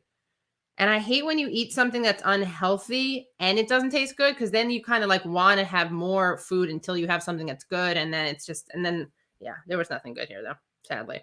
It was very bad Mexican food. It was very good Mexican food, but the dishes, my dad picked it up. My dad is not good at that stuff. I'm good at it. My mom's good at it. Yeah. It was very sweet though, but it was like, yeah, no. Yeah, I think that's it. I think I caught all the chats. Yeah. And it is very relatable. Pizzagate, real talk, right? Seriously. I love pizza. I just love it. Oh, my mom. I thought yeah. Why would you let the man order? I don't have to eat it. Okay. Yeah, I know that Microsoft Word technical support. I know I don't have to eat it. There was no other food there. Damn. I don't eat pepperoni pizza because I don't eat red meat or pork. You don't have to eat it. Jeez Louise. Yeah, but I should be fair. It's not that like it wasn't bad Mexican food. It was like good Mexican food. But like not the best meals. Anyway, I don't know. I can't explain it. Maybe it's not a good combination. Anyway. Yeah. Later, Henry and Henry keep rocking on your good fight. Are you still doing the coconut oil? Oh, no, you mean with my hair? I haven't in a while. I need to. What's very confusing? A lot of people find it relatable. So one person's relatable. Well, yes, I will primary Schumer in 2022. Wrong entrees. Yeah. Cursing the chat. Where is that? Seeing Katie upset by what's MWTS? Oh shit, you're right. I got my water with me. Wait, what's MWTS? The Podesta emails. Hold on. Let me. Oh, the Pizzagate thing is guys. Here I go. Ready? Yeah, then you're craving more. Exactly. Thank you. Can I get an amen? You can get an amen. You're craving more and you felt like you've blown the calories and you didn't even get to enjoy it. And then you just want to do more of both. So I guess the good news is the bad news, which is that there were no other really good meals. There was no other good food. Some of the best conversations, I think, are about food. I really love the conversation that I had with Brianna Joy Gray about snacks. Turkey pepperoni. That sounds good. Oh, Mike. Oh, right. MWTS. Yeah. I don't know if I would call Kyle Kalinske, who I have to have on the show. I don't know if I'd call him a liberal. He's kind of more liberal-ish in some things, but he's a progressive, I would say.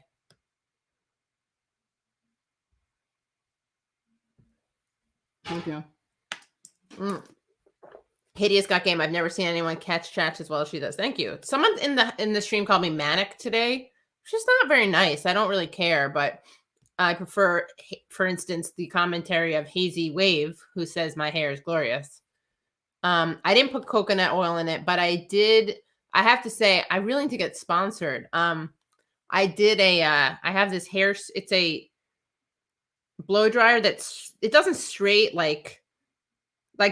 it like, relax your hair or anything, but it's like, imagine a brush on a hair blow dryer because I can't brush my hair because it gets frizzy. And I have to, so what I do is so this is from like yesterday when I not straightened it. You know what I'm saying? Kyle says he's a Democratic Socialist. Yeah, I don't know if I consider Democratic Socialist liberals, honestly. Okay. I have to have. All right. I need Professor. I need Richard Wolff. It's true. Oh, cool. All right. I'll listen to it. Yeah, I gotta. I'm gonna start doing. I keep saying this. I'm not gonna tell you I'm doing anything. I'll just do it. I'm saying to myself what FDR said to A. Philip Randolph. Go ahead and make me do it. Okay, Bill Cole, reading T. Frank lately, his love of the W.J. Bryan made me think of Inherit the Wind, even more so how it speaks to the mythos of anti-populism. Hard hat Nixon supporters. It's a mystery wrapped in enigma. What's the matter with you? Love you, Katie. All right, thanks. Yeah, I mean, I think that I hope you read Listen Liberal, because that's, I mean, no, well, everyone should read that, but in this case, yeah, the relevant one here is whatchamacallit. The People Know, but the history of anti-populism. I gotta talk to Funky Academic. Do you think I should do my shows more frequently, just like short ones? And should I do them at which? And if so, which time? I know I need to get Norm Finkelstein on. We're gonna have him on soon. What I'm gonna do is I'm gonna pre-book a lot. I know I keep saying that. He's not a democratic socialist. He's a sock dem, but pragmatic enough to swing liberal. My eyebrows are underrated. Thank you. I'm gonna have a Rami on. Samra Brook and Jeremy Cooney won. Wait, where is that? Hold on, where is that? Katie. I don't like Parmesan. That's something I really need to tell you about. I don't like Parmesan. It's weird. Okay, hold on. Ellie Seaman, Katie, look up newly elected upstate New York Democratic state senators Samra Brook and Jeremy Cooney. One previously red seats. Would be a great time on the show. Oh yeah, that does sound good. Oh, okay. Wow, Bill, I didn't thank you. I didn't realize what a generous chat that was. Thanks. I mean, I already thanked you and I responded to it, but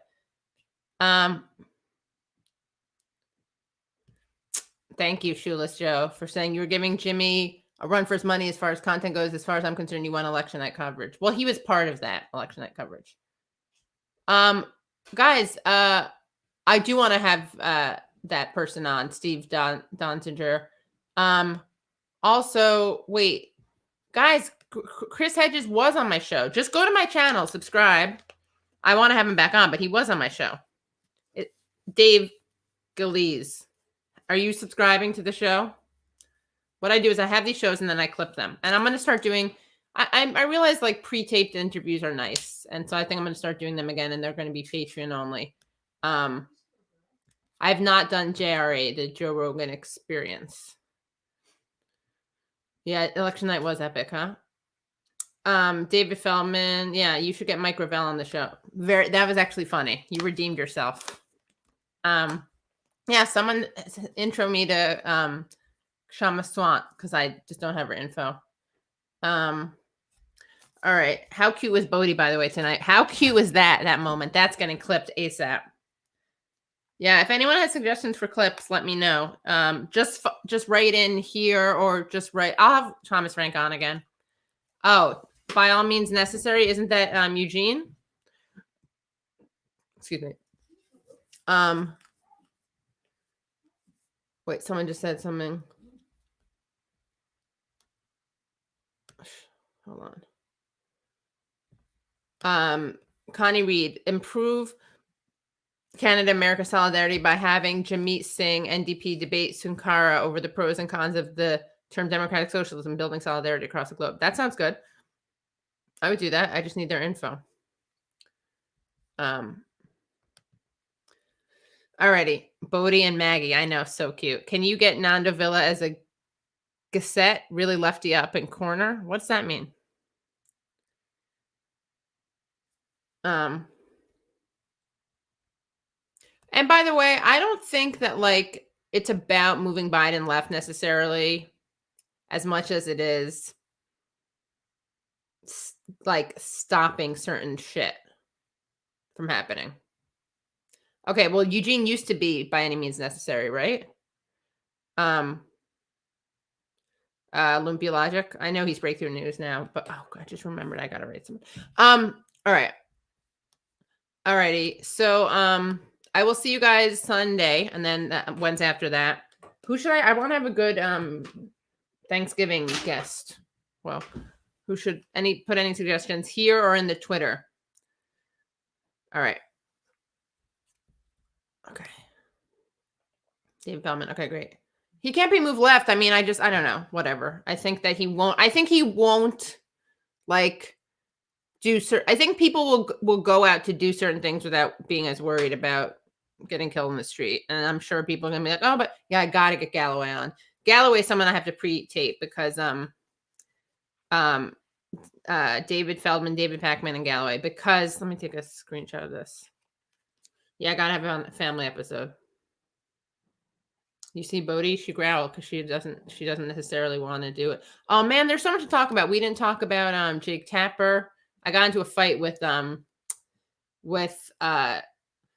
Anastasia Somoza, the granddaughter of Anastasia Somoza,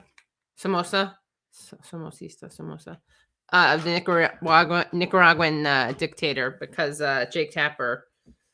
Anyway, I think it's so boring if I read my Twitter threads, but there's a lot of good content in them, so I have to figure it out because it's pretty deadly if I read them. But I can reenact them. Maybe I'll have my mom read them or something. Anyway, David Griscom. Okay, cool. Oh, Jake Tapper, he went on some rant against Warnock for doing something about Cuba, you know. Feldo is like Katie, interviews people. Can we not have pundit on pundit shows? Yeah. I mean, I think I have non-pundit shows, right? Oh my God, Bodhi Ken. Oh yeah, I gotta have Nick Estes on. Also, Thunder Bay. Oh, that's a good idea. Okay, let me reach out to him. Thunder Bay is coming out with a new podcast, a new season, which I'm excited about. I want to have him on too. Oh, maybe that's who I'll get on. Okay. I will see you guys next week. Bye, everyone.